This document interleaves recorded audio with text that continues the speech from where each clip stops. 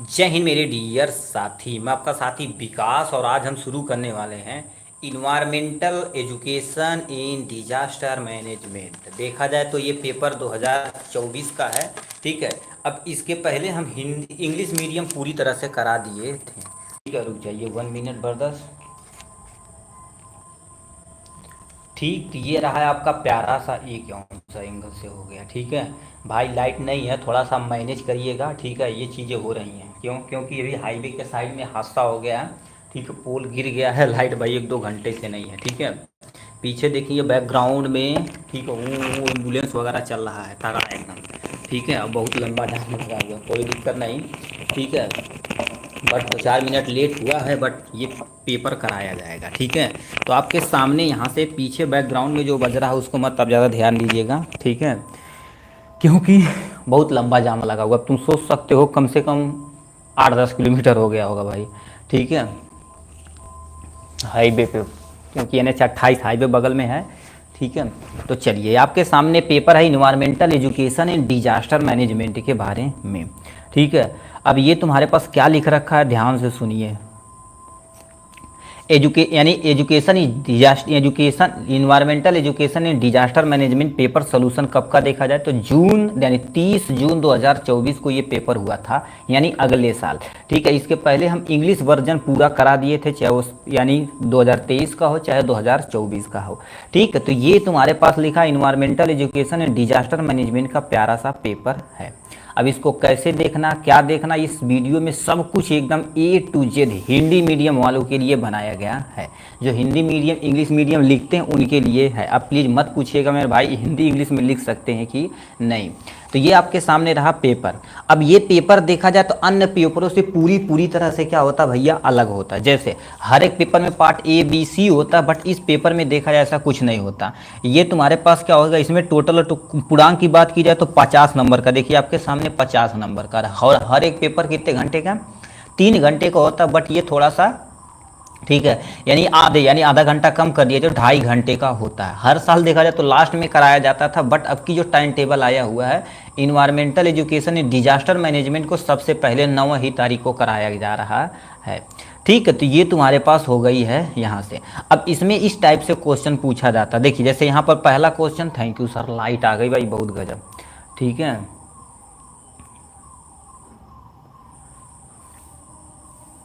ठीक है, तो ये अब इस टाइप से क्वेश्चन पूछा जाता है कि उस टाइप को हम अच्छे तरीके से आपको बताते। देखिए ये मान लेते एक क्वेश्चन ABC, फिर क्या हो जाएगा दूसरा क्वेश्चन ABC, फिर तुम्हारे पास तीसरा क्वेश्चन ABC। अब देखिए और उसके बाद चौथा क्वेश्चन जो तुम्हारे पास रहता है ABC, उसका पांचवा क्वेश्चन रहता है ABC। इस टाइप से तुमसे क्वेश्चन पूछता है। अब आपको बता देना चाहते हैं, देखिए इसमें जो पेपर रहता है, अब देखिए इसमें से 3 में से कोई दो आप करेंगे और हर एक क्वेश्चन कितने नंबर का रहेगा, 5 नंबर, तो 5 दूना 10 नंबर आपको यहाँ से मिल जाएगा। अब इसमें से कोई दो भी कर सकते, कोई दो, ये थोड़ा सा आसान रहता है इसकी तुलना में, बट भाई आसान मत समझिएगा, क्योंकि मोस्ट ऑफ द पर्सन को इसमें बैक लग जाता है भाई। ठीक है, तो कोई भी चीज़ हल्के में न लीजिए, क्योंकि आप मार करने जा रहे हैं। देखिए अब एक योद्धा जो होता है ना, वार करने जाता है यानी वॉरियर की तरह जाता है, तो हर एक हथियार को एकदम शार्प करके जाता है कि नहीं अच्छा इसे हल्के में लेके ख़त्म कर दें, ऐसा नहीं। ठीक है, आप इसी में दिक्कत हो जाती है बहुत। तो हमेशा क्या करिए, कभी भी जाइए, परीक्षा एक तरह से वार है। ठीक, आप ये सब तैयारी करके जा रहे हो, उस पर अटैक कर रहे हैं, ये हमारा क्वेश्चन दुश्मन है। ठीक है, तो ये तुम्हारे पास अब इसमें से कोई दो आपको करना रहेगा, कोई भी आप दो कर सकते हैं। कोई ऐसा नहीं कि तुम्हारे पास एक ही है तो बी की है, B C कुछ भी कर सकते हो, बट दो करना तुम्हें जो अच्छे तरीके से आता है, हेडिंग वगैरह डाल के। 10 नंबर यहाँ से, इसमें मान लेते ये दो कर रहे हैं तो यहाँ पर 5 गुणे यहाँ पर भी 10 हो जाएगा। नमस्ते सर। ठीक है, तो ये तुम्हारे पास इसमें भी कोई, इसमें भी, मतलब यहाँ से 10 नंबर, यहाँ से 10 नंबर, तो 10 10 20 10 30 10 40 10 50, टोटल तुम्हारे पास कितना हो जाएगा, 50 नंबर हो जाएगा। ठीक, तो इस तरह से देखा जाए तो 50 नंबर का क्वेश्चन पूछा जाता है। ठीक, अंत तक बने रहेंगे, मेरा वादा है मेरे भाई, आप कुछ न कुछ फायदा लेकर जाएंगे। ठीक है। तो लिखा डिफॉरेस्टेशन, आपके सामने ये देखा प्यारा सा क्वेश्चन क्या दिया हुआ है, environmental education and disaster management का पेपर है। कोड की बात की जाए तो 23/061 आपका पेपर है। अब बिना बकवास किए अपने हम मेन मुद्दे पर आते हैं। इसमें देखिए पहला क्वेश्चन क्या दे रखा है, यानी answer any 2 part of following, मतलब 1 2 3 दिया गया, इसमें से कोई 2 आपको करना पड़ेगा। हम क्या कर देते हैं, ठीक है, सारा हम देखिए सब कुछ इसमें हम बताने वाले हैं, सब कुछ इसमें बताने वाले हैं एकदम ईजी तरीके से। ठीक, अब हम आपको बता देते हैं इसका यदि आपको नोट चाहिए तो इसकी प्राइस यानी 2024 की पेपर प्राइस की हमारे पास कितनी रखी गई, ओनली मात्र 30 रुपीज़ रखी गई है। 30 रुपये में इसको आप अपने डिस्क्रिप्शन में नंबर दिया रहेगा, वहाँ से आप इसको मंगा के आराम से पढ़ सकते हैं। ऐसे आपको हैंड राइटिंग मिल जाएगी। ठीक, तो ये 2024 का पेपर रहेगा, फिर 2023 का रहेगा। ठीक है, उसको आपको अलग से पेमेंट करना पड़ेगा। ठीक है, तो ये आपके सामने पहला क्वेश्चन क्या पूछा गया, हटा दे रहे हैं भाई। पहला क्वेश्चन क्या पूछा, describe the effect of deforestation. अब डिफॉरेस्टेशन इसको ऐसे पलट देते हैं, यदि हिंदी में पढ़ना चाहें तो वनों की कटाई का तुम्हें प्रभाव लिखिए। जैसे कहेंगे दोनों हम दिखा देंगे। वनों की कटाई का प्रभाव लिखिए, मतलब वन को यदि तुम ज़्यादा काट दोगे तो उसका प्रभाव क्या पड़ेगा, इसको पूरा डिटेल में लिखना पड़ेगा। तो आपके सामने सबसे पहले लिख रखा है, यहाँ से देखिए जाए। सबसे पहले डिफॉरेस्टेशन गुरुदेव क्या होता है, वनों की कटाई क्या होता है। जैसे आपके घर में, गांव में या घर पे या खेत में एक पेड़ होगा, तो एक पेड़ काट देंगे तो ज़्यादा दिक्कत नहीं होगी, बट बूंद बूंद से घड़ा भरता है भाई। ठीक है, तो एक पेड़ जब काटेंगे सर कहेंगे उसे डिफॉरेस्टेशन बोलेंगे कि नहीं, उसे नहीं बोला जाएगा। क्यों, क्योंकि पेड़ को जब बहुत लार्ज अमाउंट में, बहुत लंबे यानी लंबे लार्ज अमाउंट में जब काटा जाता है तो उसको हम डिफॉरेस्टेशन बोलते हैं।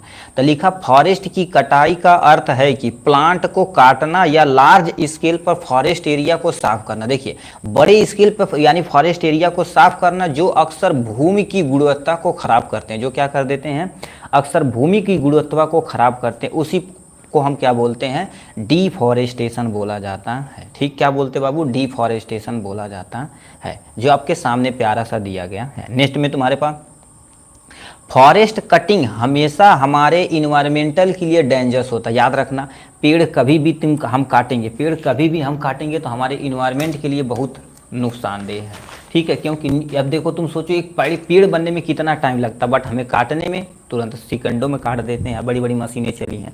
तो फॉरेस्ट कटिंग यानी फॉरेस्ट कटिंग हमेशा, मतलब डिफॉरेस्टेशन हमारे इन्वायरमेंट के लिए क्या होता है, डेंजरस होता है। नेक्स्ट प्रश्न में क्या लिखा, फॉरेस्ट कटिंग से इकोसिस्टम क्या हो जाता है, खराब हो जाता है। गुरुदेव इकोसिस्टम क्या होता है, इसको हम आपको बताते हैं। ठीक है, सुपर 25 कोलॉजी का बता दो वीडियो बनाकर। ठीक है, उसको भी कराया जाएगा। ये कहाँ चला गया जी। अब देखिए इसमें हो क्या रहा है, इकोसिस्टम को खराब करता है। अब इकोसिस्टम क्या होता है इसको हम आपको बताते हैं। देखिए इकोसिस्टम क्या होता है, इस पे क्वेश्चन पूछा जाता है इकोसिस्टम। अब देखिए एक मान लेते ये तुम्हारे पास वन है, ये तुम्हारे पास वन है, यहाँ पर कोई एक लिविंग चीज है, लिविंग पेड़ पौधे जीव जंतु हैं, लिविंग थिंग्स, और हमारे इसी के बगल में तुम्हारे पास क्या होगा, नॉन लिविंग थिंग्स यानी मिट्टी है। ठीक है, मिट्टी है, हवा है, पानी है, और तुम्हारे सूर्य का प्रकाश है, कार्बन डाइऑक्साइड है, ऑक्सीजन, ये सब जो तुम्हारे पास रह रहे हैं। तो ये देखा जाए तो इसके बिना ये नहीं रह सकते हैं, और यही प्रोड्यूस करते हैं, एक दूसरे से मिलजुल के रहते हैं। उस सिस्टम को क्या बोलते हैं, इकोसिस्टम। अब बताओ जब पेड़ काटोगे तो जाहिर सी बात हमारा इकोसिस्टम धीरे धीरे डैमेज हो जाएगा, यानी खराब हो जाएगा। ठीक, ये हो जाएगा यहाँ से।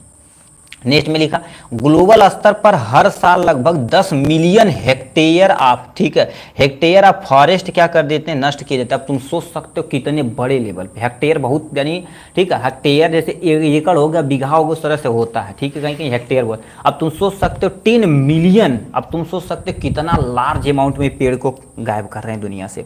ठीक है, आपसे अनुरोध है, देखिए आप एग्जाम दे के आइए, आपका रिजल्ट जिस दिन निकले, ठीक है, हम आशा करते हैं सबका रिजल्ट तो बढ़िया रहेगा, उस दिन एक प्यारा सा आप पेड़ लगाइए। ठीक है, किसी भी चीज़ का जो आपके खाने, अमरूद लगा दीजिए, आम लगा दीजिए, ऑक्सीजन तो देगा, खाने वाली चीज़ें तो देगा, मगर लगाइएगा जरूर। ठीक है, आज ही आप वादा करिए कि हम यदि बढ़िया से हमारा रिजल्ट निकल जाएगा, ठीक है, तो हो जाएगा काम। ठीक, फिर क्या हो जाएगा यहाँ से। ठीक है, नेक्स्ट पे हमारे पास लिखा सर इतना काम है 2-3 दिन में बता देना प्लीज़। ठीक है, यहाँ पर क्या लिख रखा है नेक्स्ट में तुम्हारे पास। अब आते हैं ग्लोबल स्तर पर हर साल, ये तो हो गया, तो ये डिफॉरेस्टेशन का आपके सामने इंट्रोडक्शन था। नेक्स्ट में तुम्हारे पास कॉज ऑफ डिफॉरेस्टेशन, यदि हम पेड़ काटेंगे तो हमारे ऊपर यानी वन के ऊपर, पेड़ के ऊपर, जीव जंतु के ऊपर क्या प्रभाव पड़ेगा उसको लिखना पड़ेगा।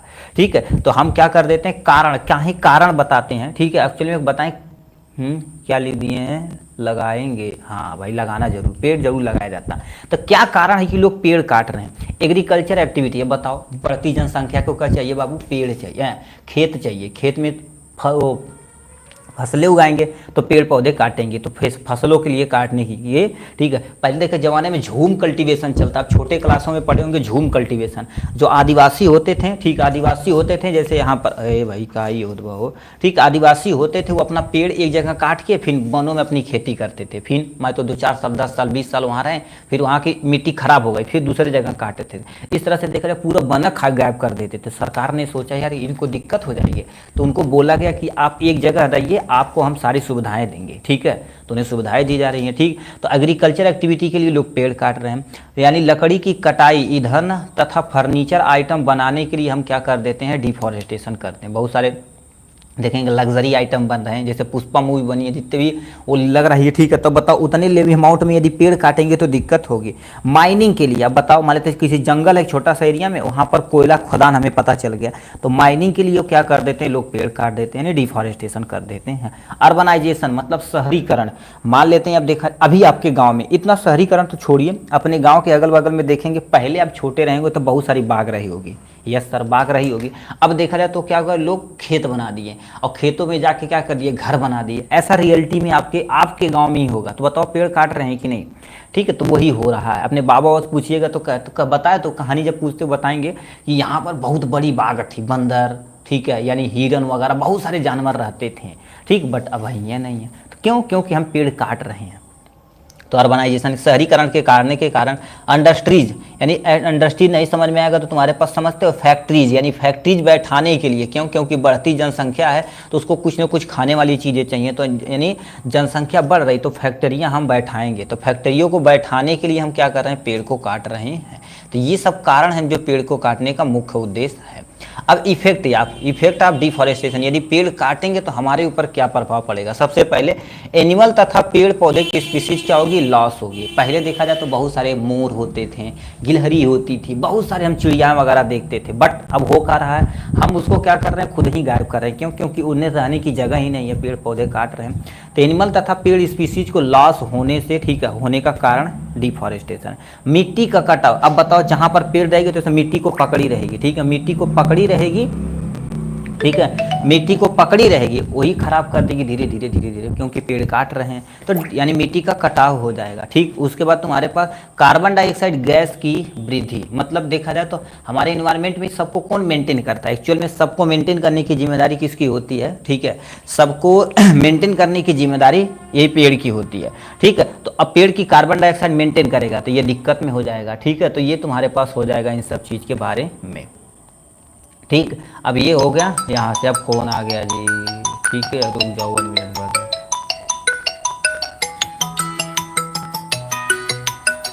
पहले नहीं आएगा, ठीक है।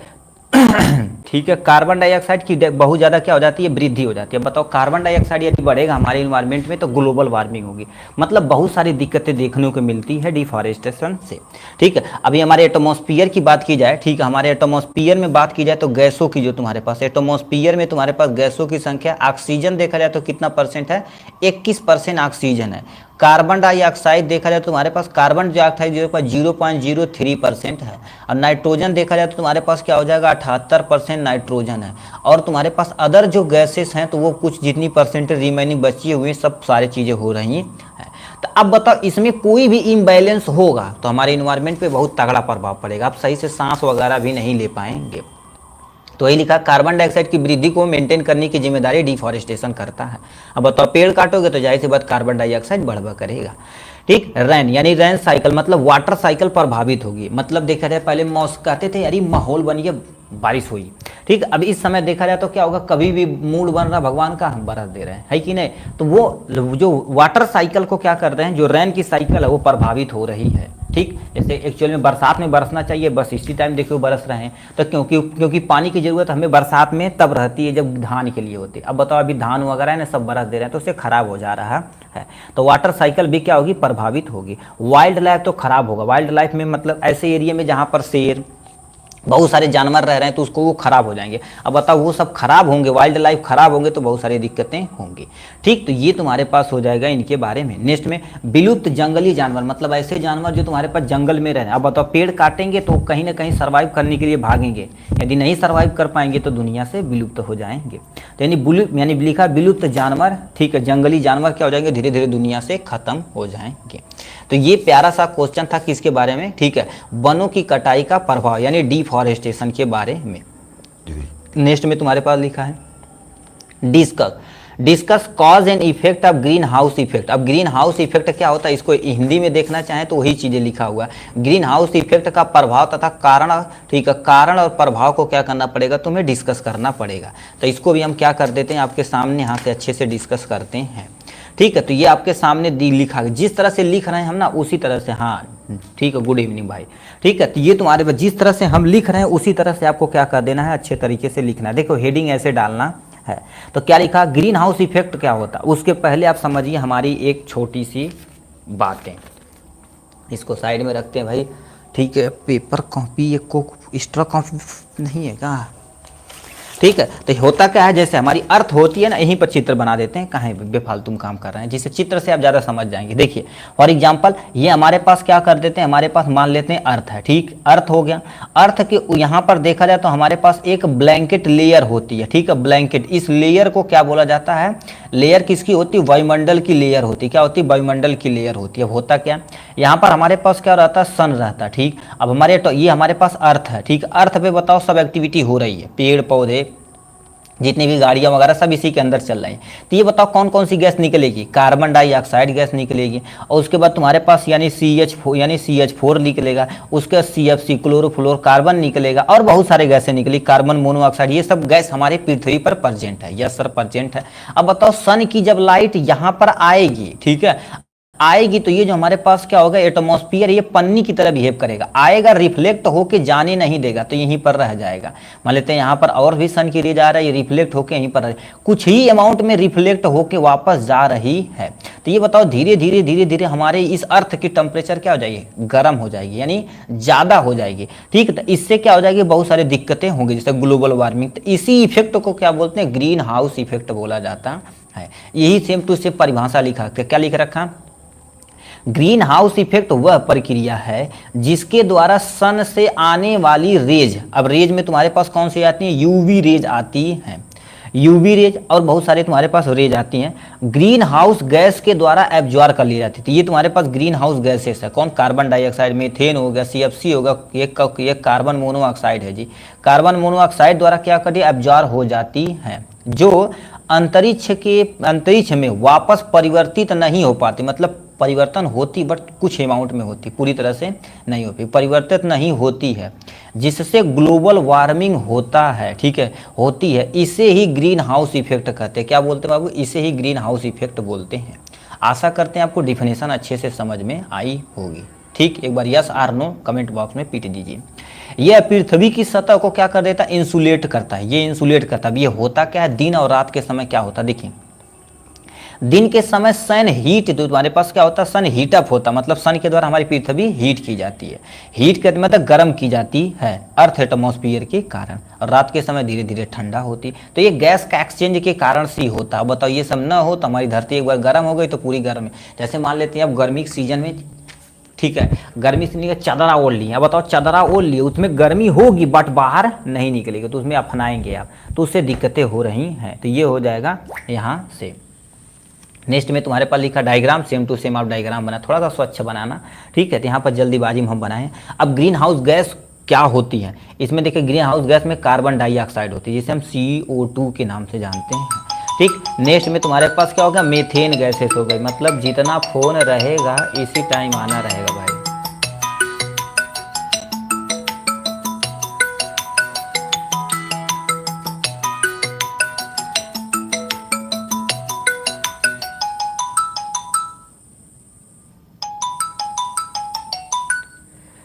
ठीक, तो ये तुम्हारे पास हो जाएगा यहाँ से, ठीक है। तो इसमें कौन कौन सी गैसेस होती, कार्बन डाइऑक्साइड गैसेस होती, मीथेन होती, CFC यानी क्लोरोफ्लोरोकार्बन होती, नाइट्रस ऑक्साइड होती। तो ये तुम्हारे पास क्या हो जाती, गैसें होती हैं, ठीक है, ये तुम्हारे पास गैसेस होती है जिन ग्रीन हाउस गैस के अंतर्गत आती हैं। अब ग्रीन हाउस इफेक्ट का कारण क्या बनता? अब ये ग्रीन हाउस गैसेस आती कहाँ है? जैसे बड़ी बड़ी फैक्ट्रियाँ चलती है। अब बताओ, फैक्ट्रियाँ चलेगी तो कार्बन डाइऑक्साइड निकालेगी, और क्या निकालेगी बाबू? कार्बन डाइऑक्साइड के साथ साथ बहुत सारे तुम्हारे पास क्या हो गया, कार्बन मोनोऑक्साइड, सल्फर डाइऑक्साइड, और तुम्हारे पास जो ईटीसी बहुत सारे गैसें इसी से निकलती हैं, धुआं वगैरह, डस्ट पार्टिकल वगैरह निकलते हैं जो हमारे एटमॉस्फेयर को गर्म करने में मदद करते हैं। तो फैक्ट्रियों से निकलने वाली गैसेस ग्रीन हाउस इफेक्ट का कारण बनती हैं। फॉसिल फ्यूल का जलना, फॉसिल फ्यूल गुरुदेव क्या होता है? जैसे डीजल हो गया, पेट्रोल हो गया, ठीक, कैरोसिन हो गया, इन सबको जलाएंगे तो उससे भी धुआं निकलता है, तो ग्लोबल वार्मिंग का कारण बन सकता है। डिफॉरेस्टेशन गुरुदेव क्या होता है? डिफॉरेस्टेशन मतलब क्या होता है? एक ऐसा प्रोसेस होता है जो पेड़ को काटा जाता है। तो पेड़ काटेंगे तो ग्रीन हाउस गैसेज, अब बताओ पेड़ काटेंगे तो यहाँ कार्बन डाइऑक्साइड की मात्रा बढ़ेगी, यस सर बढ़ेगी। तो बताओ जो हमारे पास सनलाइट आ रही है, यदि पेड़ रहता तो एब्जॉर्ब कर लेता कार्बन डाइऑक्साइड को, मेंटेन कर देता, तो हैया नहीं है। ठीक, अधिक जनसंख्या मतलब जितनी ज़्यादा जनसंख्या बढ़ेगी उतना ज़्यादा क्या होगी, हमारे लिए दिक्कत होगी। और एक, ठीक है, आपको खुशखबरी बता दें, अपनी इंडिया, ठीक है, 2023 नहीं 2023 के लास्ट में, 24 तुम मान लो, 2024 के लास्ट में देखा जाए तो अपना इंडिया टॉप पे आ गया है जनसंख्या में, चाइना को भी पिछाड़ दिया है। ठीक, जितनी जनसंख्या बढ़ेगी उतनी दिक्कतें होंगी। ओजोन लेयर का डिप्लेशन होता है। ओजोन लेयर का क्या होता है बाबू? डिप्लेशन। ओजोन लेयर क्या कर देती है? यूवी रेज आने वाली उसको रोकता है, ठीक है। हाँ, लिखा रखा पॉपुलेशन से सूट बहुत इफेक्ट करेगा। हाँ, पॉपुलेशन से क्या होगा, तो बहुत सारा इफेक्ट करेगा। देखिए ओजोन लेयर क्या होगी, तो यहाँ पर फटेगी तो वो यूवी रेज आएगी, तो हमें स्किन कैंसर, त्वचा कैंसर, और तुम्हारे पास आदमी ब्लैक एंड व्हाइट हो जाएगा पूरी खतरनाक तरह से। अब ये सारी दिक्कतें होंगी, म्यूटेशन हो जाएगा, तो बहुत सारी दिक्कतें होंगी इनसे। तो ये तुम्हारे पास कारण था ग्रीन हाउस गैस का। ठीक, नेक्स्ट में तुम्हारे पास क्या लिख रखा है? अब आते हैं प्रिवेंशन यानी रोकथाम। पहले दे रखा तुम्हारे पास वेस्टेज यानी कचरा प्रबंध पे आते हैं। ठीक है, कचरा प्रबंध पे आते हैं तुम्हारे पास, इसमें हम आते हैं कचरा प्रबंध पे। अब रोकथाम के लिए हमें कचरा प्रबंध करना पड़ेगा, जो भी वेस्टेज रहेगा उसको हम ऐसी तरह से मेंटेन करेंगे। नवीनीकरण मतलब नई नई चीज़ों का हम क्या करेंगे, खोज करेंगे। ठीक है, उसके बाद तुम्हारे पास लोगों को एजुकेट करेंगे। लोगों को एजुकेट करेंगे, सर भाई ये हो रहा है, इतना सारी वार्मिंग यानी ग्लोबल वार्मिंग हो रही है, तो ये सब आप चीज़ न करिए। ठीक, लोगों को एजुकेट करेंगे सबसे ज़्यादा। और जो भी चीज़ यूज करेंगे रिसाइकल वगैरह करेंगे। देखिए RRR का यूज करेंगे। RRR मतलब क्या होता है? एक R से तुम्हारे पास क्या होता है, रीयूज होता है। ठीक है, और एक R से तुम्हारे पास क्या होता है, रिड्यूज होता। क्या होता है तुम्हारे पास? रिड्यूज होता। और एक R से तुम्हारे पास क्या होता है, रिसाइकल होता है। क्या होता है? रिसाइकल। ये RRR काम करता है, मतलब चीज़ों को बार बार आप यूज करिए। रिड्यूज मतलब हो सके तो कम से कम प्रयोग करिए। रिसाइकल मतलब जैसे आप उपयोग कर लिए, किसी कबाड़ी वाले को देंगे तो वो फैक्ट्री को देगा, और उसी तरह से कंपनी रिसाइकल करती रहेगी। ठीक है, तो ये करना सीखेंगे। मोटर व्हीकल को कम करके, मोटर व्हीकल देखिए, हम जितना हमको लगता है हम अपनी गाड़ी खरीद लेंगे तो बहुत सुविधाजनक रहेंगे। एक्चुअल में देखा जाए सुविधाजनक हो रहे हैं, बट पॉल्यूशन पे बहुत तगड़ा इफेक्ट पड़ रहा है। हर एक पर्सन के पास अपनी अपनी खुद की गाड़ी रहेगी। क्यों? क्योंकि प्रेजेंट टाइम एटलीस्ट देखा जाए तो सबके पास पैसा है। ठीक है, अब सबके पास एटलीस्ट गाड़ी होगी। आपके गांव में देखिए, अब जितने भी लोग होंगे कहेंगे सर गाड़ी नहीं, दोपहिया तो कम से कम आपके पास होगी। तो बताओ रोड पे चलाएंगे तो दिक्कत होगी, तो उससे ग्लोबल वार्मिंग होगी। ज़्यादा हो सके तो पब्लिक ट्रांसपोर्ट जैसे बस हो गया, ठीक है, टेम्पू हो गया, ऑटो हो गया, इन सब चीज़ का प्रयोग करेंगे तो ज़्यादा दिक्कत नहीं होगी। ठीक है, मोटर व्हीकल खरीदिए तो इलेक्ट्रिक वाला, CNG वाला, ये सब खरीदिए। थोड़ा सा ठीक है महंगा पड़ेगा, बट सूटेबल रहेगा। नेक्स्ट में तुम्हारे पास क्या रखा है, इसके बारे में आते हैं। नेक्स्ट में हमारे पास लिखा है effluent treatment of water plant. अब ये क्या होता है, देखिए यहाँ पर लिखा है इफ्लुएंट ट्रीटमेंट यानी प्रवाह उपचार की एक विधि लिखिए, उपचारित जल का उपयोग लिखिए। तो मतलब इसको इंग्लिश में देखेंगे तो क्या लिख रखा, discuss one method of effluent treatment plant and reuse of the treated plant हो रहा है। अब हो क्या रहा, ध्यान से सुनिए। ठीक, तो सबसे पहले उनमें जैसे कंपनियों से पानी निकल रही तो उसे बिना ट्रीट किए आप नदियों में नहीं डाल सकते, तो उसका कोई एक मेथड आपको बताना पड़ेगा। तो हम उसको मेथड को बताएंगे। अब मान लेते पानी तुम स्वच्छ कर दिए तो दोबारा कहाँ प्रयोग कर सकते हो, इसको पूरा एक्सप्लेन करना पड़ेगा। तो ये तुम्हारे पास लिखा है, देखिए लिखा इफ्लुएंट ट्रीटमेंट ऑफ वाटर, यानी एक्चुअल में कैसे हमें करना। तो इफ्लुएंट क्या होता है, एक तरह की मशीन होती है जो शुद्ध पानी को क्या कर देती, प्योरीफाई करती, बस इतना समझो। बट छोटे लेवल पे तो होता नहीं, क्यों? क्योंकि पूरी हमारे शहर के पानी को साफ करके तब हमें नदियों में डालना। कहने का मतलब सर कहेंगे ये हर घर में थोड़ी ना लगाएंगे, नहीं, एक्चुअल में होता क्या, जैसे ये हमारे पास मेन नाला हो गया, इधर से कॉलोनी कॉलोनी कॉलोनी सब कॉलोनी से पानी आ रहा है, मेन नाला हो गया, तो मेन नाले को कहीं ना कहीं ले जाकर हम डैम करेंगे नदियों वगैरह में। तो इसी के पहले ही हम क्या कर देंगे, अपना प्लांट लगा देंगे, ट्रीटेड मेन यानी ट्रीटेड प्लांट लगा देंगे, साफ करेगा पानी, तभी नदियों में छोड़ना पड़ेगा। ठीक, अब हो कह रहा है लिखा है इफ्लुएंट ट्रीटेंट यानी ट्रीटमेंट वाटर प्लांट एक ऐसा संयंत्र है जिसे इंडस्ट्रियल और घरेलू वेस्टेज, ठीक है, वाटर का उपचार करने के डिजाइन किया जाता है। ठीक है, अच्छा 28 हाईवे गोरखपुर से, वहाँ से भीड़ लगा भाई क्या? ये हमारे विवेक जी हैं, ठीक है, आए बताए हैं, ठीक है, अच्छा 28 हाईवे में है, गोरखपुर से है, वहाँ से भीड़ लग गई है। हाँ, गोरखपुर वाला रोड जो है वो बहुत तगड़ा जाम लगा हुआ, कहीं हमारी कॉलोनी से बाहर ही देखा जाए, ठीक है, एक पोल गिर गया है, किसी कारण बस गिरा होगा, ठीक, पूरा जाम लगा हुआ है, ठीक है, एटलीस्ट सब निकल गया होगा, तभी तो लाइट आई, हम जान रहे हैं। ठीक है, तो ये लिख रखा उसे डिजाइन किया जाता है, सिंपल सा पानी को ट्रीट करने के लिए, ठीक है, किया जाता है। जो घरेलू वेस्टेज होते हैं उनके, अब कम जो इंडस्ट्रीज वेस्टेज होते हैं सबको साफ किया जाता है। इंडस्ट्रीज देखा जाए, फैक्ट्री पहले खुद ट्रीट करती तब नालियों में छोड़ती है। ठीक है, यह प्लांट वाटर में उपस्थित हार्मफुल सब्सटेंस को हटाने और सुरक्षित किया जा सके और वह पर्यावरण में नदी में छोड़ने के लिए सुनिश्चित हो सके। कहने का मतलब क्या हो गया?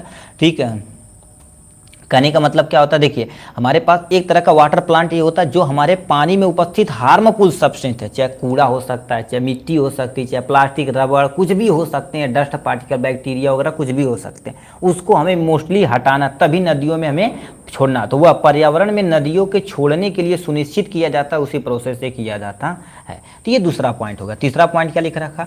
इफ्लुएंट आम तौर पे, ठीक है, इफ्लुएंट आम तौर पे कार्बनिक यानी कार्बनिक पदार्थ जैसे केमिकल हो गया, धातु हो गया, हार्मफुल वेस्टेज होते हैं जो मानव स्वास्थ्य को नुकसान पहुंचाते हैं। क्या कर देते हैं? मानव स्वास्थ्य को नुकसान पहुंचाते हैं। तो ये तुम्हारे पास इतना हो जाएगा इंट्रोडक्शन इनके बारे में।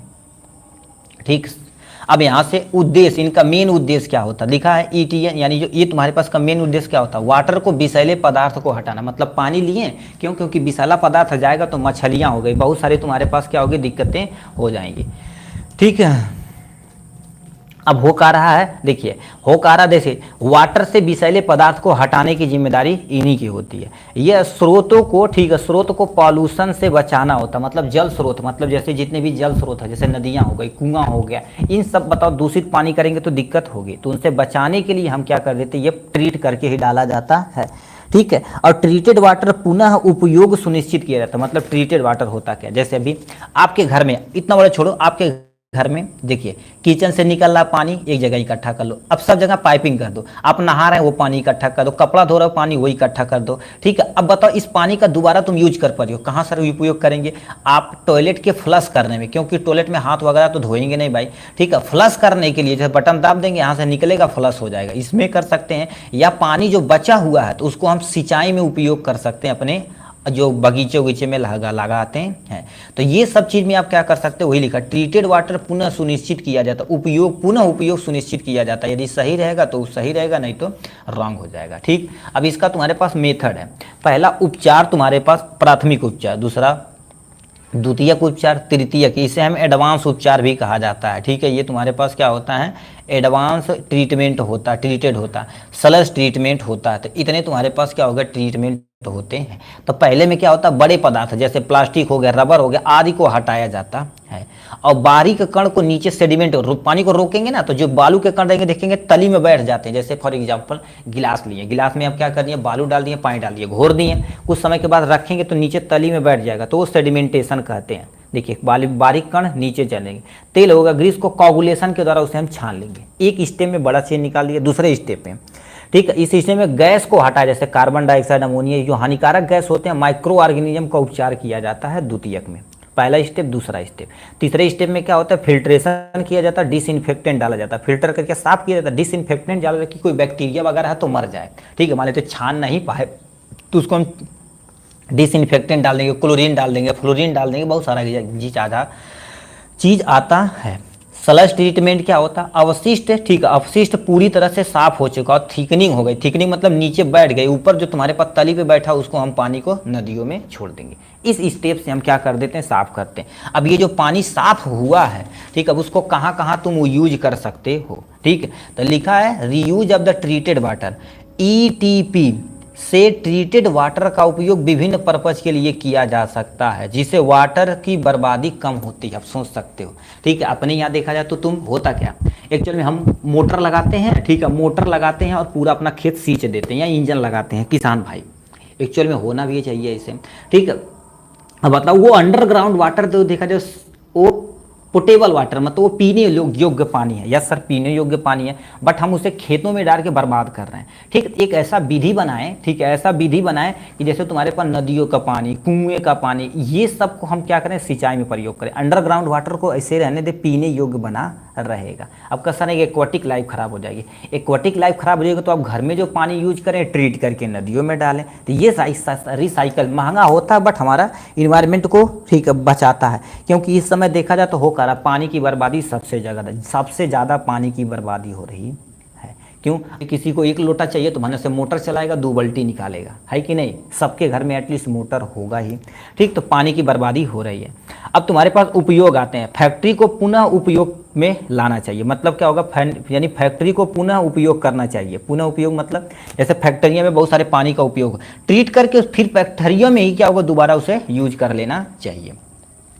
एग्रीकल्चर की सिंचाई में जो ट्रीटेड वाटर है हम पानी की इसमें कर देते हैं, एग्रीकल्चर मतलब जो कृषि के सिंचाई में कर देते हैं। नगर पालिका तथा शहरी पुनः उपयोग किया जा सकता है, जैसे बड़ी बड़ी जो शहर होती है ना, इस पानी को ट्रीट करके दोबारा पीने योग्य बना देती हैं। या जो सरकारी टॉयलेट वगैरह होता तो उसमें पानी तो भरना ही पड़ेगा ना, तो वहाँ पर पानी यही टाइप का भर दिया जाता है। इनडायरेक्ट रूप से पीने वाला भी पानी बना दिया जाता है, ठीक है, यदि अच्छे से प्योरीफाई करेंगे तो यहाँ होगा। अब यानी तुम्हारे पास जो ट्रीटेड वाटर का फायदा क्या होगा, ताजे जल संसाधन का संरक्षण करता है। अब बताओ जो हमारे पास अंडरग्राउंड पानी बचा हुआ वो लंबे समय तक क्या होगा, ठीक है, बचा रहेगा, ठीक। नेक्स्ट में तुम्हारे पास लिखा है परिणाम भाई, ठीक, अस्थायी जल प्रबंध को समर्थन करना, ये हो गया। जल निकाय को छोड़े गए अवशिष्ट जल यानी जल की मात्रा को कम करना। बताओ जब तुम पानी को बचाओगे तो जो अंडरग्राउंड वाटर है, ठीक है, जो अंडरग्राउंड वाटर हो तो लंबे समय तक वो मेंटेन रहेगा। तो इस तरह से किया जाता है, ठीक, ये हो गया। नेक्स्ट में तुम्हारे पास पेपर कहाँ चला गया,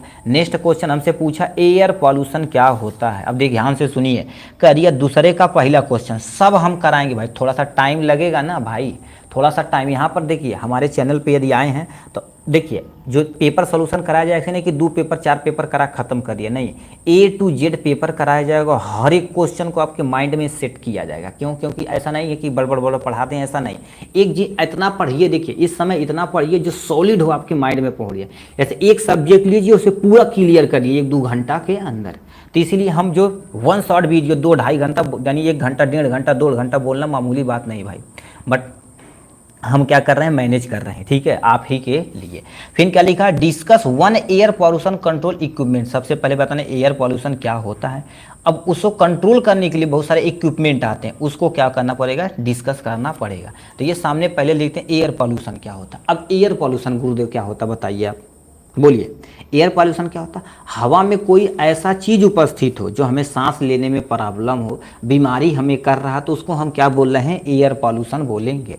तो लिखा वायु पॉल्यूशन इनडोर तथा आउटडोर इन्वायरमेंट में किसी केमिकल, फिजिकल और माइक्रो ऑर्गेनिज्म द्वारा, ठीक है, एयर पॉल्यूशन होता है जिससे लिविंग ऑर्गेनिज्म को डिजीज कॉजेज होता है, उसी को एयर पॉल्यूशन कहते हैं। मतलब वो क्या होता है, सिंपल से समझिए, हमारे घर के अंदर अथवा घर के बाहर कोई केमिकल अथवा कोई फिजिकल तथा माइक्रो ऑर्गेनिज्म हो रहा है जो हमारे एयर को क्या कर रहे हैं, एयर क्वालिटी को खराब कर रहे हैं। अब बताओ एयर क्वालिटी को जब खराब करेंगे तो हमें क्या हो जाएगी, बहुत सारी बीमारियां हो जाएंगी। तो लिखा है डिजीज ऑफ लिविंग ऑर्गेनिज्म, मतलब जो लिविंग ऑर्गेनिज्म वो बीमार पड़ जाएंगे। बताओ जब बीमार पड़ेंगे तो जाहिर सी बात उसको क्या बोला जाएगा, एयर पॉल्यूशन बोला जाएगा, ठीक, ये हो गया। अब इसका मुख्य कारण तुम्हारे पास क्या होता है, देखिए मुख्य कारण पे आते हैं। फैक्ट्री से धुआं, मतलब जो फैक्ट्रियों से धुआं निकल रहा है वो एयर पॉल्यूशन कर रहा है। अब बताओ फैक्ट्रियाँ थोड़ी सी धुआं नहीं निकालती, बहुत ज़्यादा धुआं निकालती हैं। ठीक, वाहनों की धुआं, जो हमारी गाड़ियाँ नहीं चल रही हैं, अब बहुत सारे ऐसे देखेंगे गाड़ी जो पुराने मॉडल की रहती है, भग भग भग भग धुआं फेंकेगी तो ऐसा नहीं करना चाहिए। ठीक है, तो एयर करना। देखिए अब 1 लाख की गाड़ी खरीद ले रहे हैं तो 100-200 दे के उसकी बढ़िया से सर्विसिंग भी करा सकते हैं भाई, है कि नहीं। ठीक है, तो वो होता है। ईंधन जलना, बहुत सारे लोग के कहते हैं पैसा नहीं होता गुरुदेव, पैसा नहीं होता तो एक आध बार कहीं गए तो हो जाएगा। बहुत सारे ऐसे लोग होते हैं एकदम से वही होते हैं कि सर्विस नहीं कराएंगे वो एकदम से चला हुआ करेंगे, ऐसा नहीं करना चाहिए। ठीक है, ईंधन जलाना, लकड़ी तथा केरोसिन से क्या होगा, इनसे निकलता है। ठीक है, मॉडिफाई करवा लेते हैं। हाँ, मॉडिफाई करवाना तो अलग बात है। ठीक, इंजन की एफिकेसी की बात बोल रहे हैं। ठीक है, ईंधन जलाना मतलब अब लकड़ी का ज़्यादा प्रयोग कर रहे हैं, उससे धुआं निकलेगा, एयर पॉल्यूशन होगा। केरोसिन ऑयल जो आज सरकार के द्वारा बंद कर दिया गया, मिट्टी का तेल जिसे बोलते हैं, इससे भी तुम्हारे पास एयर पॉल्यूशन होता। ठीक, एग्रीकल्चर पेस्टिसाइड मतलब जो एग्रीकल्चर पेस्टिसाइड हो गया, हर्बिसाइड हो गया, जो हम एग्रीकल्चर में प्रयोग कर रहे हैं, धुआं वो सब जा रहा है। पुआल जो जला दे रहे हैं वो कर रहा है। ठीक, तो ये सब अब पुआल को जलाने न जलाया जाए। ठीक है, उसमें पानी भर के ट्रैक्टर से रोटावेटर करवा दिया जाए। अब तो सरकार एक देती है छोटा सा डिब्बी, उसे तुम स्प्रे कर दो, मारेगा, हफ्ता दिन के अंदर पुआल उआल सड़ा देगा। तो ये स्टेप होता है। अब इसका इफेक्ट क्या होता है, उद्देश्य क्या होता है। ठीक है, इफेक्ट पे आते हैं। पहला तुम्हारे पास क्या होगा, यदि एयर पॉल्यूशन होगा तो हमारे स्वास्थ्य पे क्या प्रभाव पड़ेगा। सबसे पहले ठीक है, रिस्पायरेटरी, ठीक है, टॉप 20 26 या 27 से चलना स्टार्ट होगा भाई। अभी तो यार तुम सब लोग को लग रहा है अभी कितना, आज कितना तारीख है भाई, आज आपका 25, 5 दिन इसमें, 9 दिन इसमें, 15 दिन क्वेश्चन है भाई, 15 दिन है। ठीक है, फार्माकोलॉजी का 2 साल का पेपर हम करा दिए, जो पहले उसको हम करा दिए, इसकी चिंता मत करिए भाई। ठीक है, अब कहेंगे हड़ एक दिन हम पढ़ाएं ज़्यादा तो दिक्कत हो जाएगी। ठीक है, सो यानी टॉप 30 रहेगा भाई। ठीक है, टॉप 30 रहेगा। ठीक है, 20 कम से कम 25-30 क्वेश्चन रहेंगे। ठीक है, तो स्टेप बाय स्टेप पढ़ाया जा रहा भाई। ठीक है, ऐसा नहीं कि ये कहीं दिन में सारा मार दिया जाए। आप चिंता न करिए। ठीक है, उससे ज़्यादा हमें चिंता भाई। देखिए आपको लगता है ना कि टीचर, अब देखिए अब आप यदि टॉप करेंगे तो हमारी नाम होगी कि हाँ भाई दोस्त एक पढ़ाया था, याद रखेंगे पूरी ज़िंदगी, है कि नहीं। इसके लिए आदमी मर रहा है। ठीक है, तो ये तुम्हारे पास हो गया। यहाँ से प्रभाव क्या, यदि एयर पॉल्यूशन होगा तो कौन कौन सा प्रभाव पड़ेगा। रिस्पायरेटरी प्रॉब्लम, अस्थमा की प्रॉब्लम हो जाएगी, लंग्स कैंसर हो जाएगा, ऐसे बहुत सारे प्रॉब्लम हो जाएगी। इन्वायरमेंट डैमेज हो जाएगा, मतलब हमारे इन्वायरमेंट में डैमेज हो जाएगी। इकोसिस्टम हार्मफुल हो जाएगा, मतलब बहुत सारे जो जीव जंतु हैं उन पर बहुत तगड़ा इफेक्ट पड़ेगा। देखने में कमी हो जाएगी, क्योंकि एयर पॉल्यूशन होगा तो धुंधला धुंधला हो जाएगा पूरा बादल, तो दिक्कत हो जाएगी। ठीक, तो इसीलिए बोलते हैं टॉप करोगे तो कम से कम याद तो रखोगे, कॉलेज में तो नाम होगा सर उस सर से पढ़े थे। ठीक है, तो ये हो जाएगा। यहाँ से प्रिवेंशन यानी रोकथाम बताना पड़ेगा, कैसे तुम रोक सकते हो। क्लीन एनर्जी का उपयोग करना चाहिए। क्लीन एनर्जी मतलब सीएनजी का, एलपीजी का, और बहुत सारे तुम्हारे पास क्या होती है, इलेक्ट्रिक गाड़ियाँ होती हैं, इलेक्ट्रिक तुम्हारे पास जो व्हीकल होते हैं उनका प्रयोग करना चाहिए। अब तो बहुत सारे चीज़ तुम्हारे पास आते हैं। ठीक, नोट चाहिए, डिस्क्रिप्शन में नंबर दिया रहेगा, वहाँ ले लेना। ठीक है, अभी क्लास आप देखिए भाई, अभी तो देख सकते हैं ना। व्हीकल का उपयोग कम करें, मतलब जो गाड़ियाँ हैं, बस, ट्रक, ठीक है, ये सब का उपयोग कम करें। ठीक है, इससे हम क्या कर सकते हैं, एयर पॉल्यूशन को कम कर सकते हैं। अधिक से अधिक वृक्षारोपण करिए। अभी बोले हैं पेड़ जरूर लगाइए, ज़िंदगी में कम से कम 2-4 पेड़ तो जरूर लगाइए। ठीक है, हमारे तो 10 पेड़ लगाए, 1 का पेड़ बचा तो कम से कम तो ज़िंदगी में याद रहेगा। अरे नहीं, कुछ ख़राब चीज़ लगाते हो, अच्छी चीज़ है, आम हो गया, अमरूद हो गया, जो खाने दिए तो वो सो लगाइए। एजुकेट द पीपल, लोगों को क्या करना पड़ेगा, हमें एजुकेट करना पड़ेगा। ठीक, तो ये हो गया पॉल्यूशन के बारे में। लास्ट में तुम्हारे पास क्या लिख रखा, एयर पॉल्यूशन कंट्रोल इक्विपमेंट, ऐसे इक्विपमेंट जो हमारे पास एयर पॉल्यूशन को कम करते हैं। अभी जल्दी जैसे ट्रेंड चला था भाई, ट्रेन नहीं चला था। ठीक है, ट्रेंड चला था कि जो पेट्रोल पंप पे जाते थे तो चाइना का एक काम कौन हुआ था, ये आपके सिलेंसर के अंदर ऐसे फिट कर देता था। ठीक, अब यहाँ से सिलेंसर जो धुआं एक ऑलरेडी होगा करता है इसमें, ठीक, ऑलरेडी होता है। ठीक है, पहले नहीं हुआ करता था, तो ये जो धुआं निकलता था ना, तो उसको क्या कर देता था, ये जो मशीन है ठीक है, मशीन क्या कर देता, धुआं को पकड़ लेता था, शुद्ध धुआं को बाहर निकालता था। फिर मशीन में जो भी कार्बन बैठा हुआ उसको निकाल के पेंट बनाया जाता था, चप्पल वो जूता वाला पॉलिश के बनाया जाता था, ये सब चीज़ बनाया जाता। तो बताओ ऐसे ऐसे बहुत सारे इक्विपमेंट है जो हमारे पास शुद्ध करते हैं।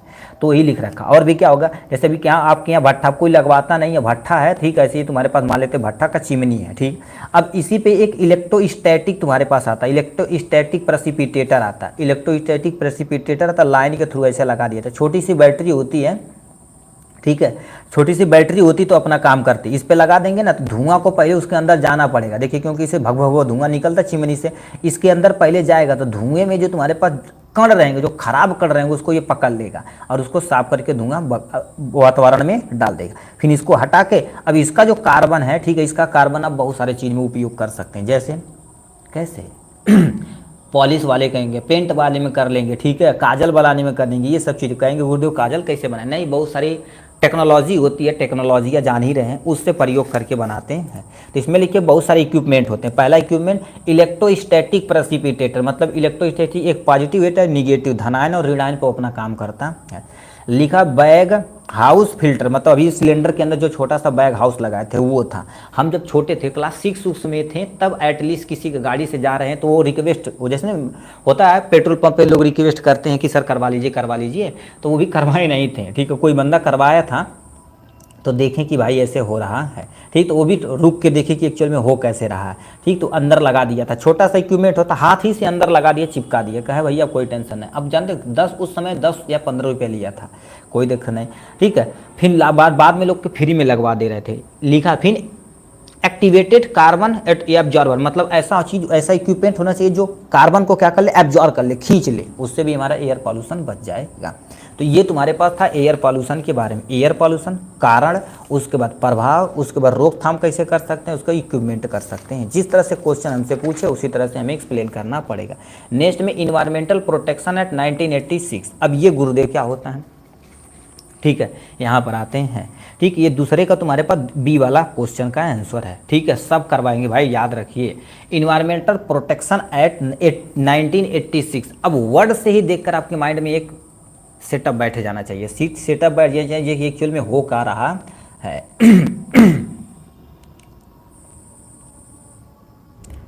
ठीक है, एक एक्चुअल में सेटअप बैठ जाना चाहिए। अब लिख रखा तुम्हारे पास, क्या बोल दिए तो ध्यान से सुनिए। लिख रखा है ऐसा प्रोटेक्ट लगवाना चाहिए जो इन्वायरमेंट को बचाता, बस काम खत्म हो जाएगा। इसका डायरेक्ट एक्ट लिखना होगा, डायरेक्ट लिख सकते हैं, ठीक है। देखिए सिंपल सा एक्ट मतलब इसमें कौन सी रूल रेगुलेशन लगाई गई है, ठीक है, आ गई है, क्या होगा, आ गई हो तेरी, ये कौन आ गया भाई, अच्छा, हर हर महादेव, ठीक है, याद है क्या जी, तुम सुबह वाले बैच में थे शुभम जी, ठीक है। भाई खतरनाक हो तुम सब लोग भी, एकदम से वही पे ध्यान रहता, उससे ज़्यादा पढ़ाई काम करते तो बढ़िया रहता भाई। चलो कोई टेंशन नहीं, इस उम्र होती भाई, ठीक है, उम्र होती, कोई टेंशन नहीं, बट ज़्यादा इधर उधर भागना नहीं, ठीक है। ठीक, अब ये हो गया। लिख रखा environmental protection act 1986 India government के द्वारा पर्यावरण संरक्षण तथा सुधार के लिए एक ढांचा प्रदान करने के लिए दिया गया था। मतलब इंडियन गवर्नमेंट के द्वारा देखा जाए, ठीक है, इंडियन गवर्नमेंट के द्वारा एक एक्ट चलाया गया कि हमें वातावरण को बचाना, क्या करना है, वातावरण को बचाना है, ठीक है। वातावरण को बचाने के लिए क्या कर दिए थे, एक एक्ट लाया गया था 1986 में। इनका मेन उद्देश्य था वातावरण को बचाना, पेड़ को कम काटना, ठीक, ये हो गया। क्या लिख रखा, ये पहला पॉइंट। दूसरा, यह अधिनियम पर्यावरण की सुरक्षा, पॉल्यूशन कंट्रोल करने के लिए तथा सतत विकास सुनिश्चित करने का मेन उद्देश्य था। मतलब इन्वायरमेंटल प्रोटेक्शन एक्ट का जो मेन उद्देश्य था, ठीक है, मेन उद्देश्य से आपकी एम क्या होता कि एग्जाम में टॉप करेंगे, उसी तरह से इनका जो मेन एम था कि जो हमारा, ठीक है, जो हमारे पास क्या हो रहा है, डेली तुम्हारे पास क्या होगा, इन्वायरमेंट में बहुत सारे पॉल्यूशन हो रहे हैं, उसको कम करना या सतत विकास यानी सुनिश्चित करना कि भाई देखिए कम तो एक्चुअल में पूरी तरह से कोई नहीं कर सकता, इस पे एक यानी लिमिटेशन लगा गए, तो इतने, इससे ज़्यादा यदि पॉल्यूशन करेंगे तो आपकी कंपनी बंद कर दी जाएगी। तो ये एक्ट इसमें चलाया गया था। इनका मेन उद्देश्य क्या था, जिससे EPA का मेन उद्देश्य क्या था, ध्यान से सुनिए, इन्वायरमेंटल की क्वालिटी को संरक्षित तथा कंट्रोल करना इनका मेन एम था। पहला तुम्हारे पास। नेक्स्ट में लिख रखा पॉल्यूशन को रोकने और नियंत्रित करना इनका दूसरा उद्देश्य था। कौन कौन उद्देश्य था, पहला उद्देश्य इन्वायरमेंटल की क्वालिटी को मेंटेन करना, पहला उद्देश्य था, उससे कंट्रोल करना दूसरा उद्देश्य था, पॉल्यूशन को रोकना और नियंत्रित करना इनका तीसरा उद्देश्य था, ठीक। नेक्स्ट में यूनाइटेड नेशन कमीशन में लिए गए निर्णय को लागू करना, ठीक, लागू करना जो 1972 में किया गया था, मानव पर्यावरण पे आधारित, पर्यावरण पर आयोजित हुआ था। अब इस टर्मोलॉजी का मतलब समझिए, ये बहुत इंपॉर्टेंट है। जैसे इसमें बहुत सारे देश मिल के क्या कर दिए थे, एक साइन किए थे, ठीक है। ये तुम्हारे पास क्या कर दिए थे, बहुत सारे लोग मिल के क्या कर सकते, मिल के क्या कर दिए थे, एक साइन किए गए थे कि मतलब जंगल को बिना परमिशन के नहीं काटना। जैसे प्रेजेंट टाइम में देखा जाए तो अमेज़न का जंगल है, ठीक, अमेज़न का जंगल अमेज़न खुद ही काट रहा है, तो हर देश उसे रिक्वेस्ट कर रहे हैं कि भैया आप मत काटिए। क्यों? क्योंकि वो देखा जाए तो हमारी अर्थ का लंग्स माना जाता है। क्यों? क्योंकि वहाँ पर सबसे ज़्यादा, तुम सोच सकते हो अमेज़न को सर्च करके देखना कितना भयानक जंगल है। अब सोचो उतने काट देंगे पेड़ को, साफ कर देंगे तो उतने वन जीवन खराब हो जाएंगे, ऑक्सीजन खराब हो जाएगा, बहुत सारी लाइफ एक्टिविटी खराब हो जाएगी। तो उसे हर देश क्या कर रहे हैं, उसे रिक्वेस्ट कर रहे हैं भाई न काटिए। तो वही साइन किया गया था, बिना परमिशन के नहीं काट सकते हैं, ठीक है। फिर क्या लिख रखा है, नेक्स्ट में आते हैं, ठीक है। प्रमुख प्रावधान यानी की प्रोविजन इनका, और वो प्रावधान क्या था, सेंट्रल गवर्नमेंट की पावर लिखा उद्योग, मतलब जो बड़ी बड़ी इंडस्ट्री फैक्ट्रियां को विनियमित करना, मतलब नियम के अनुसार उन्हें चलाना है कि भाई इतना धुआं करोगे तो दिक्कत हो जाएगी, यदि पानी छोड़ोगे तो उसे साफ करके ही बाहर छोड़ना है। पर्यावरण को रोकना, ठीक है, इनकी मेन उद्देश्य था, ठीक है। खतरनाक मटेरियल का विनिमय करना, मतलब जो हाँ हेलो नमस्ते, जो खतरनाक मटेरियल उसका विनिमय यानी विनिमय करना, मतलब एक्सचेंज करना, ऐसा आप नहीं कर सकते हैं, इसका मेन उद्देश्य था। इन्वायरमेंट मानकों को रूल का पालन करना, मतलब उसमें एक रूल बना दिया गया था, ठीक है, एक रूल बना दिया गया था कि इस रूल को आपको क्या कर देना है, फॉलो करना है, ठीक। जैसे फॉर एग्जांपल कि मान लेते इतना आप केमिकल बाहर फेंक सकते हैं या फैला सकते हैं, उतना ही करना है, उसी के अकॉर्डिंग अंदर किया जाता है। तो लिखा इन्वायरमेंटल मानकों को रूल को मानना, यदि नहीं मानेंगे तो दिक्कत हो जाएगी, ठीक। यदि कोई व्यक्ति अनुपालन न करे, मान लेते व्यक्ति, मतलब व्यक्ति तो करेगा नहीं, क्यों?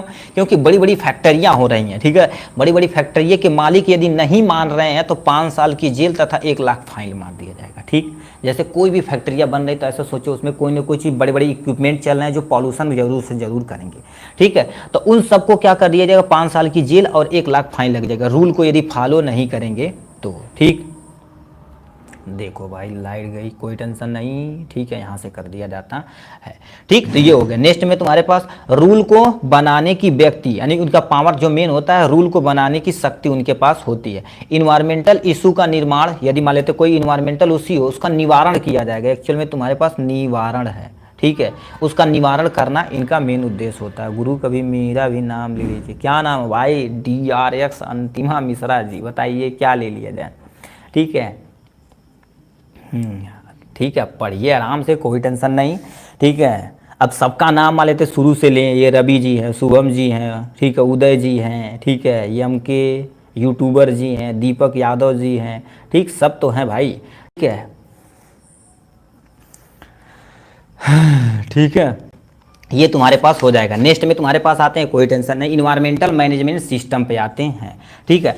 अब देखिए इन्वायरमेंटल लिखा, इन्वायरमेंटल मैनेजमेंट सिस्टम। अब ये क्या होता है, कहाँ दिया question, what are the objective of environmental management system, मतलब एक सिस्टम बना दिया गया था कि हमें इन्वायरमेंट को मैनेज करना, उसका मेन उद्देश्य क्या था, ठीक है। जैसे अभी घर में आपके हैं पापा, तो पूरे परिवार को मैनेज करके ही चलते हैं कि कितना क्या करना है, सब कुछ ये तुम्हारे पास हो जाएगा।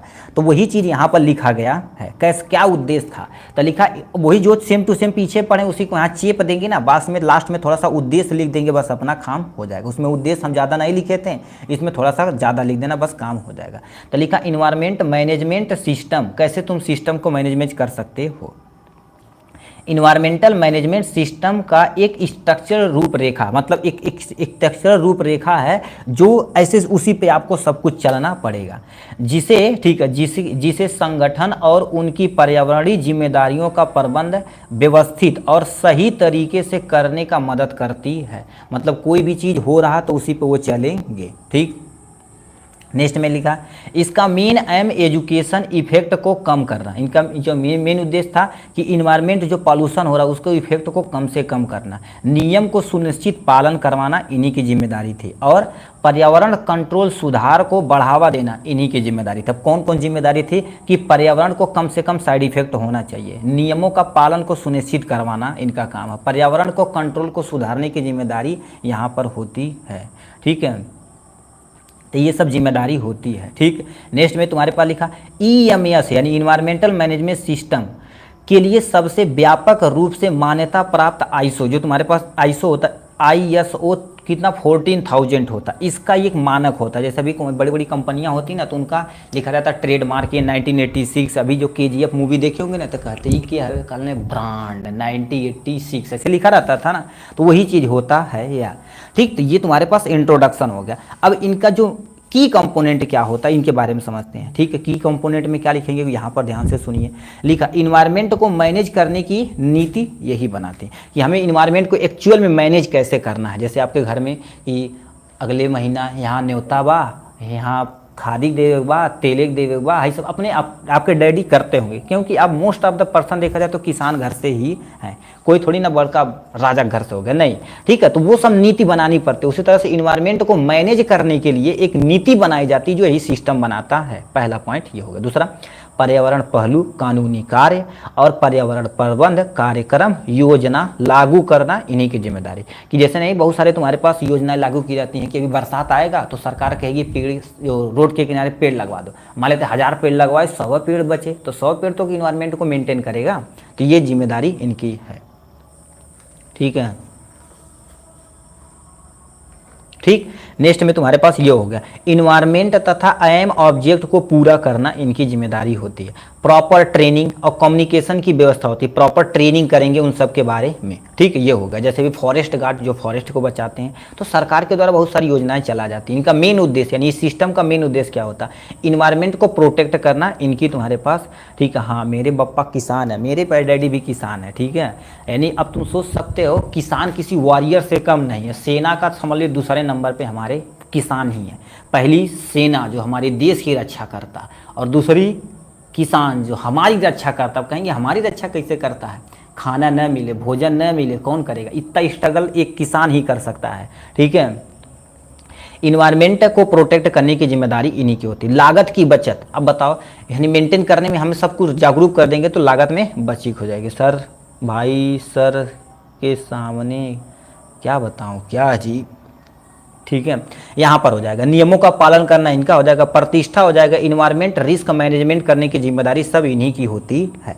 ठीक है, तो ये तुम्हारे पास क्या था इन्वायरमेंटल मैनेजमेंट सिस्टम को बारे में। तो ये हो गया इंट्रोडक्शन। की पॉइंट हो गया उनका मेन उद्देश्य क्या होता है। देखिए आपको एग्जाम में आएगा तो इसमें जैसे हम मेन बता दिए ना, तो इसी के अकॉर्डिंग और भी लिख सकते हैं। क्योंकि जितना ज़्यादा लिखेंगे आपके लिए सूटेबल रहेगा।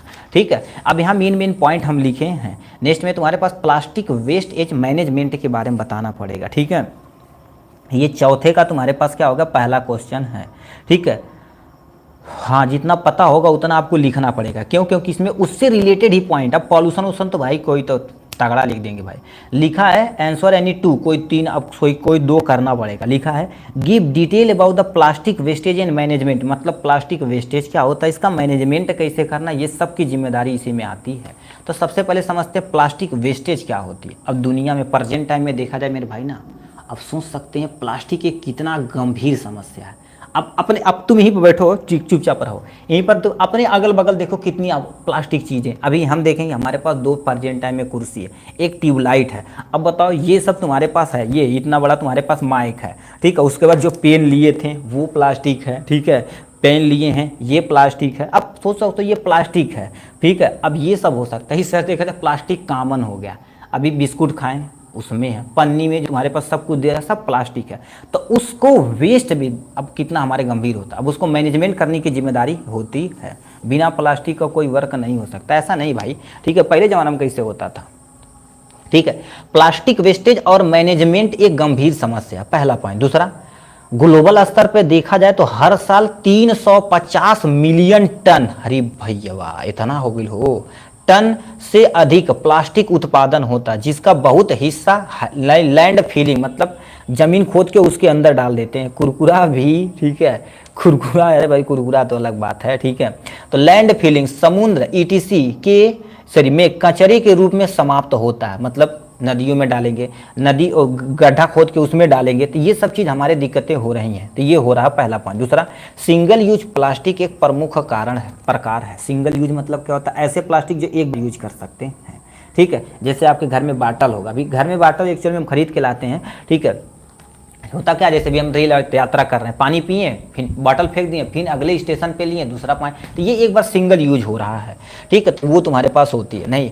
देखिए आप यदि रूम लेके रहते हैं तो प्लास्टिक लाइए, उसको क्या करिए, जैसे सब्जी उब्जी निकालिए तो उसको सरिया कैसे रख दीजिए, ठीक। अब मान लेते तुम्हारे पास हफ्ता 10 दिन बाद हो जा रहा है, तो इसे किसी छोटी दुकान पे आप दे दीजिए, जैसे छोटी दुकान या सब्जी वाले को आप दे देंगे, ठीक। या दोबारा सब्जी को दे वाले को दे सकते हैं, या कोई छोटी दुकान जैसे गुमटी वगैरह है उस पर दे देंगे, यदि साफ रहेगा तो। नहीं कि अब उसी में और कुछ कर दिए, कूड़ा बोलते हैं, तो नहीं, ऐसा नहीं करना, ठीक है। तो उसमें तुम्हारे पास प्लास्टिक पॉल्यूशन इकोसिस्टम, वन जीव तथा मानव स्वास्थ्य के लिए बहुत ज़्यादा नुकसानदेह है, ठीक है। तो ये दूसरा पॉइंट हो गया। नेक्स्ट में माइक्रो प्लास्टिक। अब देखो जो प्लास्टिक होते हैं हमारे जल में मिलेंगे, मिट्टी में मिलेंगे, वायु को प्रदूषित करते हैं और फूड चेन के द्वारा हमारे बॉडी में पचड़ जाते हैं। कहने का मतलब पानी पी रहे हैं तो पानी प्लास्टिक के बाटल में रखे हैं, ठीक है, प्लास्टिक के बाटल में रखे हैं, तो ये तुम्हारे पास क्या हुआ, सर वाह क्या करेंगे, ठीक है, किसी को दे देंगे और फेंक देंगे, हम संभाल कर रखेंगे प्लास्टिक को। कहाँ संभाल के रखोगे, अपने बाबू का, जैसे मान लेते आज समझ के रखेंगे, ठीक है, अपने बाबू का जब वो डायपर होगा तो उसको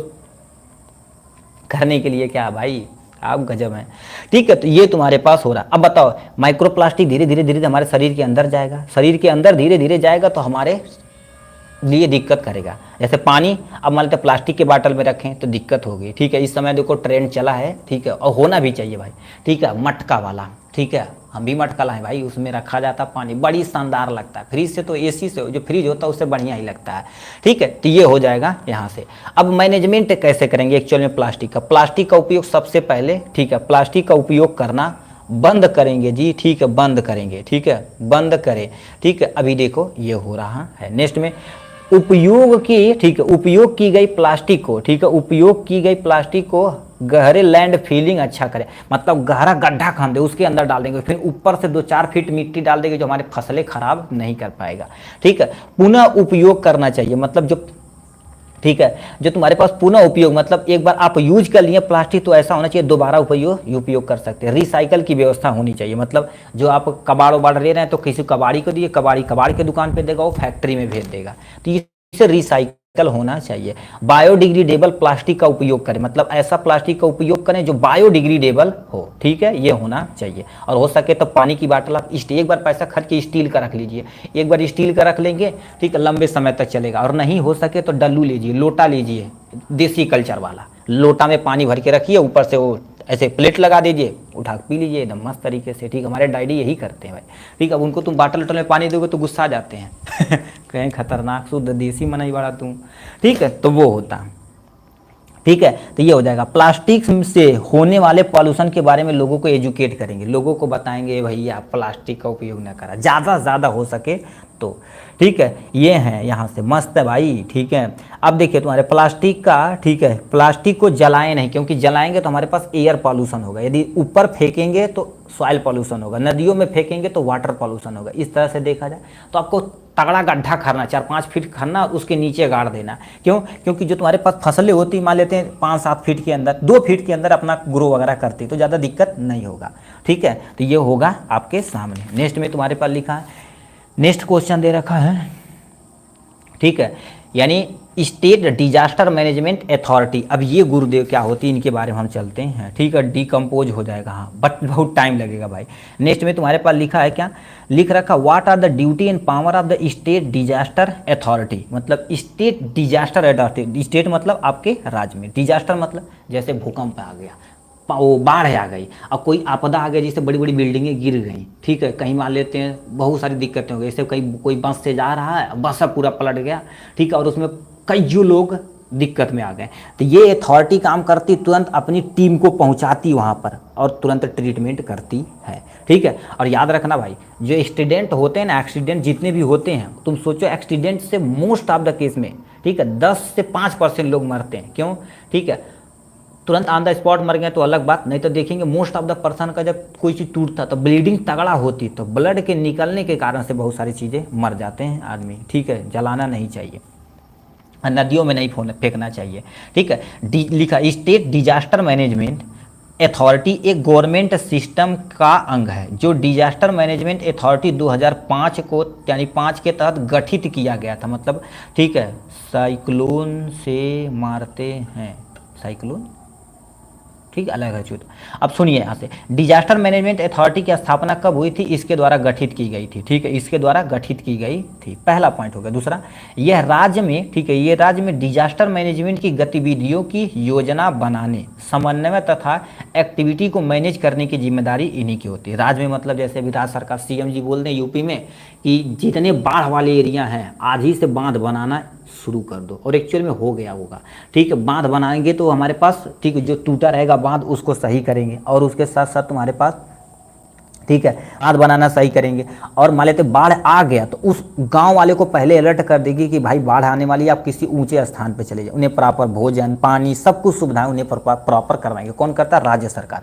अब राज्य सरकार हर डिस्ट्रिक्ट में जो डीएम रहता है उनको नोटिस भेज देता है। तो ये अब गतिविधियों को योजना बनाने, समन्वय करने, मतलब उनको लेन देन करने पे, एक्टिविटी और मैनेज करने की जिम्मेदारी किसकी होती? स्टेट डिजास्टर मैनेजमेंट की होती है। ठीक, ये देखा जाए भूकंप तो कभी कभी आता है, ठीक है, और देखा जाए बाढ़ वाले तो अपने ही। अभी तुम्हारे पास उत्तर कोरिया का था, कौन था उत्तर कोरिया को, जो किंग का नाम है, जो नकचिप्टा है, ठीक है। तो वो अब तुम सोचो बाढ़ आया ना, ठीक है, बाढ़ आया तो उसमें ये नहीं पूछा कि काहे क्या हो रहा है, उसके जो तुम्हारे पास है 17 या 22 लोगों को क्या करे, तुरंत ऑन द स्पॉट गोली मार दिया।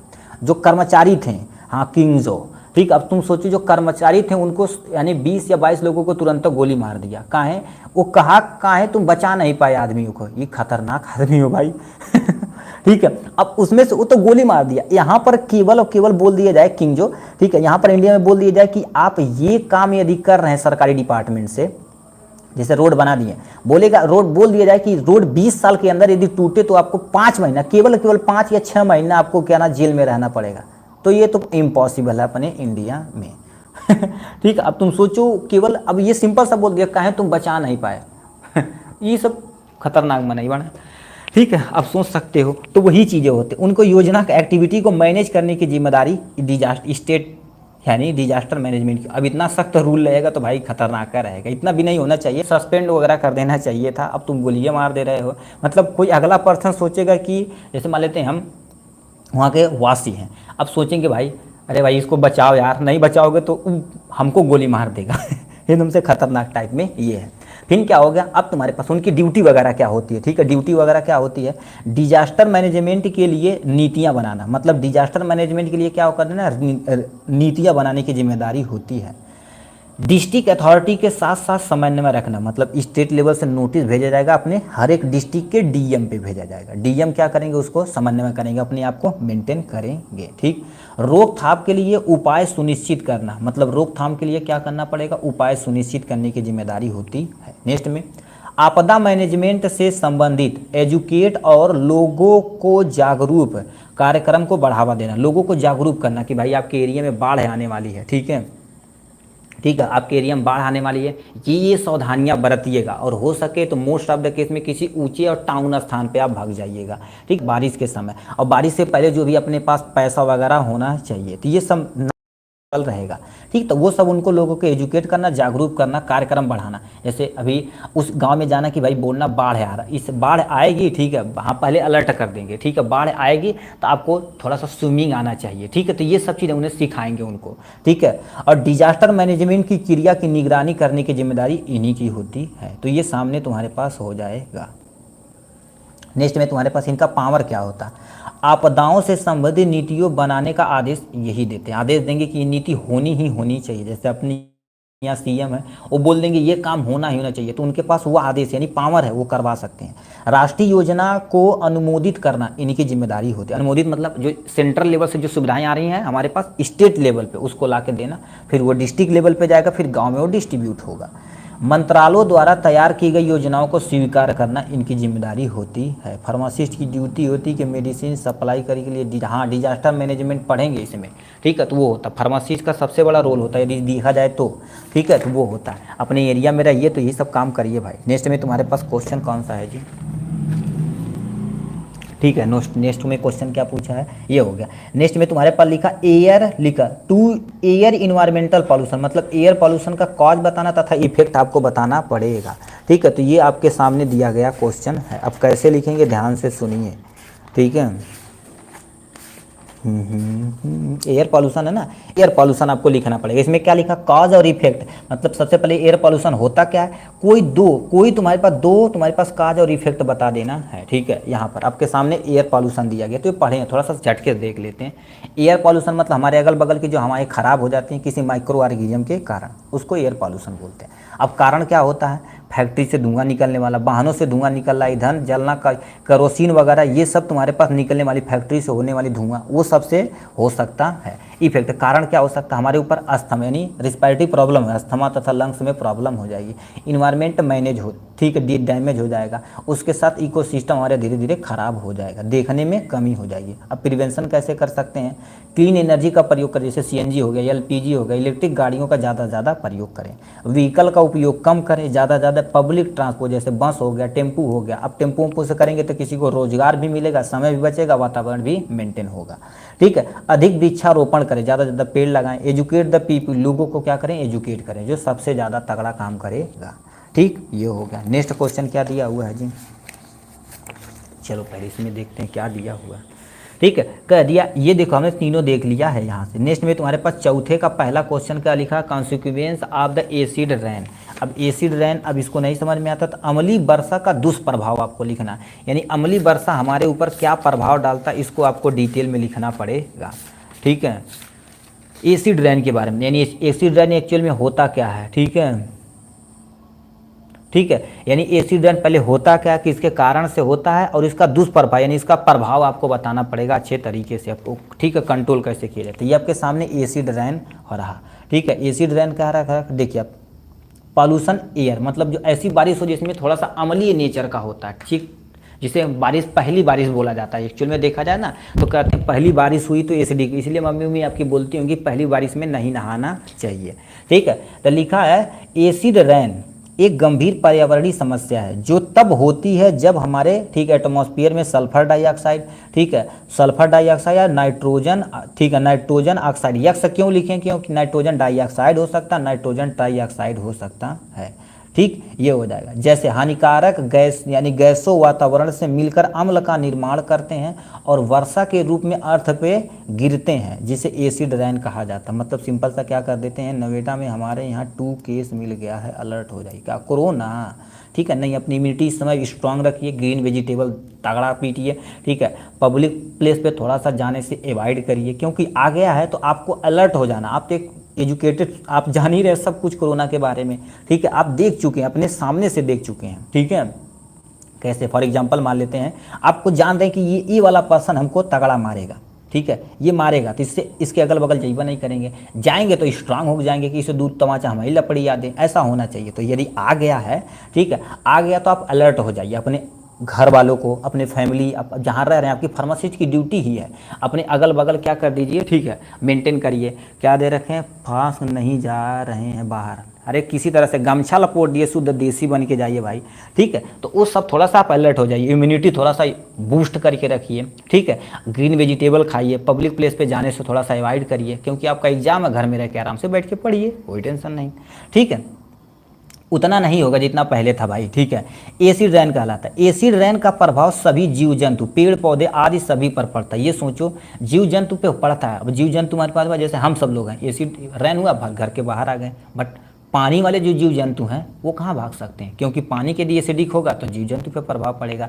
पेड़ पौधे डैमेज हो जाएंगे, बताओ, पेड़ पौधे डैमेज हो जाएंगे, जिससे फोटोसिंथेसिस नहीं कर पाएंगे, वो खाना नहीं बना पाएंगे, ठीक है। तो ऐसे बहुत सारे जीवों को प्रभाव हो सकता है, ठीक है, ठीक। ये हो गया यहाँ से कॉज देखा जाए तुम्हारे पास, ठीक है। ये कॉज यानी तुम्हारे पास कारण कि सल्फर डाइऑक्साइड है और नाइट्रोजन ऑक्साइड है, ठीक है, ये हमारे पास मेन कारण। अब एक्चुअल में होता क्या, ध्यान से सुनिए, यही हमारे सल्फर डाइऑक्साइड क्या कर देते हैं, H2O से क्या कर देते हैं, अभी मैकेनिज्म आपको बताएंगे, ठीक है, कहने के लिए कहेंगे तो बता देंगे, ठीक है।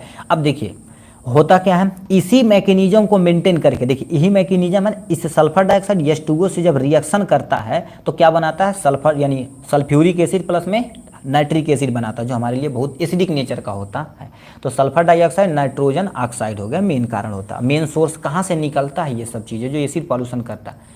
जीवाश्म ईंधन, कोई कोयला जला दिया, कोई ऑयल, ठीक है, ऑयल मतलब केरोसिन हो गया, पेट्रोल हो गया, डीजल हो गया, कुछ भी हो सकता है, उन सब का दहन करेंगे तो हमारे पास जो भी गैस निकलेगी सल्फर डाइऑक्साइड वगैरह, अब वो हमारे एटमॉस्फेयर में जाएगी, वातावरण से कांटेक्ट में आएगी, दिक्कत हो जाएगी।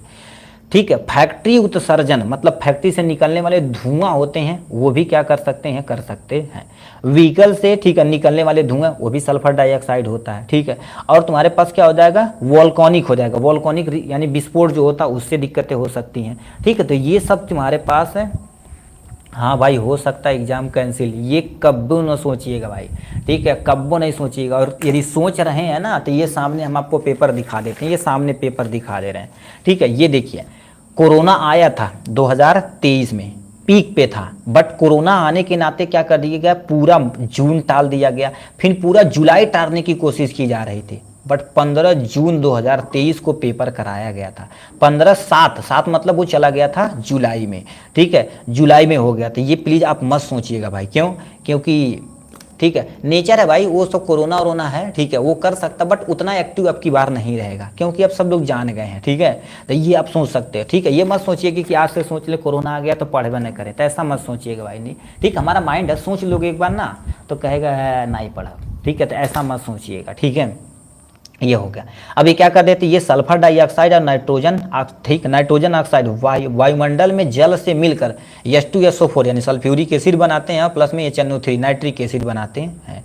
ठीक है, बना सकते हैं। नेक्स्ट में तुम्हारे पास प्रभाव क्या होता है, सबसे पहला प्रभाव क्या होगा, पर्यावरण पे हमारी मिट्टियाँ खराब हो जाएंगी, पेड़ यानी पानी खराब हो जाएगा, पेड़ पौधे खराब हो जाएंगे, एक्वाटिक लाइफ भी खराब हो जाएगी। तो ये सब खराब होने से दिक्कतें बढ़ सकती हैं। नेक्स्ट में तुम्हारे पास स्ट्रक्चरल बिल्डिंग, जो बड़ी बड़ी बिल्डिंगें हैं, ठीक है, जैसे मकान हो गया, इमारत, जैसे प्रेजेंट टाइम में ताजमहल, ये धीरे धीरे खराब हो जाएंगे। ठीक है, ये मत सोचिए कि पढ़ने के लिए टाइम मिल जाएगा। देखिए जितना जल्दी पेपर हो जाएगा उतना अच्छा रहेगा आपके लिए। ठीक है, अब तुम्हारे पास क्या लिखा, यानी इमारत खराब हो जाएगी, और तुम्हारे पास बड़े बड़े मकान भी, ताजमहल, अभी ताजमहल देखा जाए तो मार्बल का, व्हाइट मार्बल का बना हुआ, उसी के बगल में मथुरा में रिफाइनिंग कंपनी थी, उससे जो भी पॉल्यूशन हो रहा था एसिड रेन के जरिए वहाँ पर गिरे, तो वहाँ पर उसको नोटिस दे दिया कि भाई अपनी कंपनी तुम कहीं और ले जाओ, हमारा ताजमहल खराब हो रहा है। ठीक है, क्योंकि दुनिया का 7वां अजूबा भाई।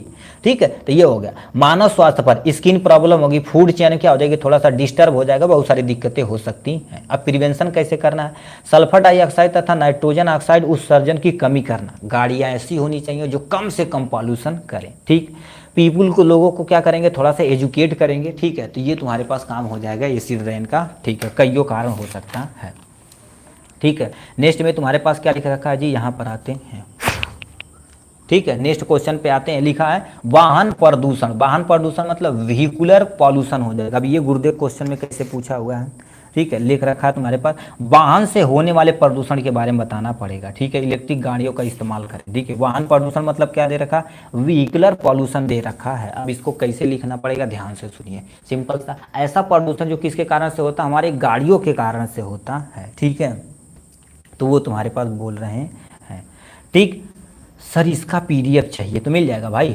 व्हीकुलर पॉल्यूशन यानी वाहन प्रदूषण क्या होता है, लिख रखा, वाह यानी लिखा व्हीकुलर पॉल्यूशन उस हानिकारक उत्सर्जन को कहा जाता है जो मोटर वाहन हो, जैसे कार हो गया, ट्रक हो गया, बस हो गया, मोटरसाइकिल आदि से वायुमंडल में छोड़ा जाता है। यानी आदि से जो निकलने वाला धुआं है वो कहाँ पर निकला जाता है, वायुमंडल में छोड़ा जाता है, जिससे इन्वायरमेंटल पॉल्यूशन होता है। उसी को हमारे पास क्या बोलते हैं, व्हीकुलर पॉल्यूशन बोलते हैं। और सबसे ज़्यादा जानते हो इसे एयर पॉल्यूशन होता है, क्योंकि धुआं निकालेगा तो बड़ी दिक्कत होगी। ठीक है, तो ये आप डिफिनेशन समझ गए होंगे अच्छे तरीके से।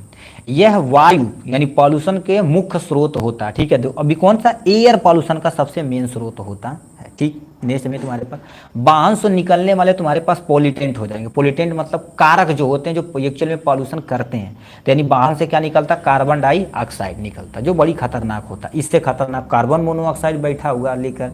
ठीक है, तो ये तुम्हारे पास। नेक्स्ट में तुम्हारे पास नाइट्रोजन ऑक्साइड जो तुम्हारे पास एसिड रेन का कारण बन रहा है, तो ये हो जाएगा। ठीक है, अब कुछ पार्टिकुलर मैटर मतलब जो सूक्ष्म, छोटे लिख देते हैं, छोटे जो पार्टिकल निकलते हैं वो हमारे वातावरण में चले जाते हैं। सल्फर ट्राइऑक्साइड, सल्फर डाइऑक्साइड, ये सब चीज़ हो सकता है। ठीक है, ठीक, अब ये हो गया जो श्वसन में, अब बताओ ये पार्टिकुलर जाएंगे जो सांस लेने में हार्ट रिलेटेड बीमारियां उत्पन्न करेंगे, ठीक है, जिससे दिक्कतें होंगी।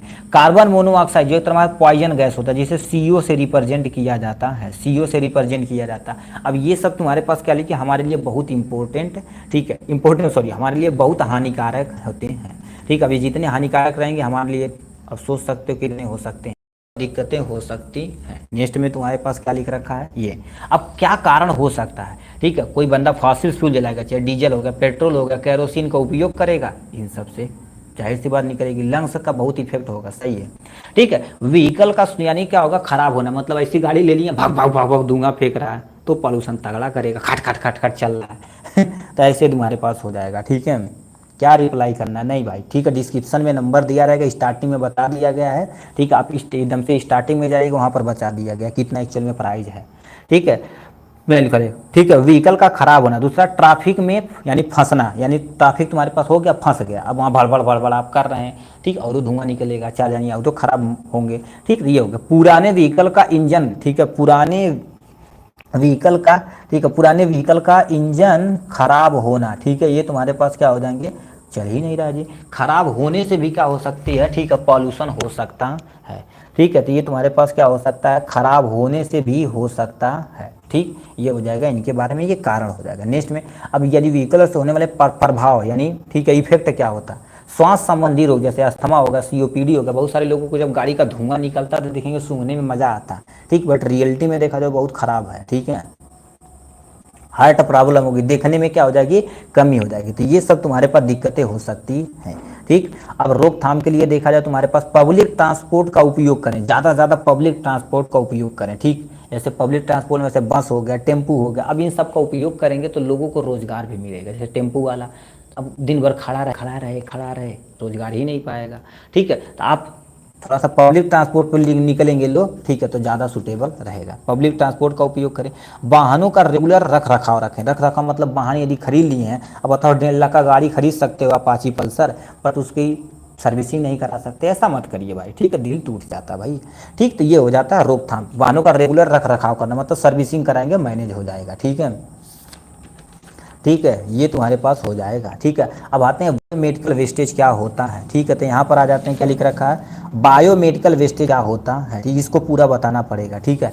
मतलब बायोमेडिकल वेस्टेज क्या होता है, सिंपल सा, मेडिकल से निकलने वाले, हॉस्पिटल से निकलने वाले जो भी कचरा होता है उसको बायोमेडिकल वेस्टेज कहते हैं। अब काहे निकलता है, किसी का पट्टी उट्टी बांधे, खून पोंछ के साइड में कर दिए, घाव पोंछ के साइड में कर दिए, किसी का ड्रेसिंग किए पोंछ के साइड में कर दिए, ऑपरेशन कर रहे हैं, डिलीवरी हो रहा था, इन सबसे कोई ना कुछ वेस्टेज निकलेगा, ठीक है। या इंजेक्शन लगाएं, ऐसा थोड़ी नहीं इंजेक्शन साफ करके रख देंगे दूसरे दिन लगाएं, ऐसा नहीं, उसे फेंकेंगे ना, ठीक है। जो टिकिया हो गई, सब कुछ बायोमेडिकल वेस्टेज है। अब उसको इधर उधर प्लीज आप मत फेंकिएगा, नहीं तो आपके लिए पिलांती लग सकती है भाई। उसके लिए आपके हॉस्पिटल यदि खोले हैं तो MPCC आते हैं, MPCC वाले आते हैं, वो पूरा ले जाते हैं यहाँ का, ठीक है। बायोमेडिकल वेस्टेज वह कचरा होता है जो या जानवरों के निदान, उपचार और तुम्हारे पास टीकाकरण, जैविक पदार्थों के परीक्षण, रख रखाव या उत्पादन के दौरान उत्पन्न होता है, उसी को बायोमेडिकल वेस्टेज कहते हैं। सिंपल सा क्या होता है, जो भी तुम्हारे पास, जैसे किसी जानवर तथा मानव का हम निदान कर रहे हैं, उपचार कर रहे हैं, टीकाकरण कर रहे हैं, जैविक पदार्थों का परीक्षण कर रहे हैं, मतलब जैसे लैब वगैरह में होता है, ठीक है। अब बताओ उसमें स्लाइड खराब होगी,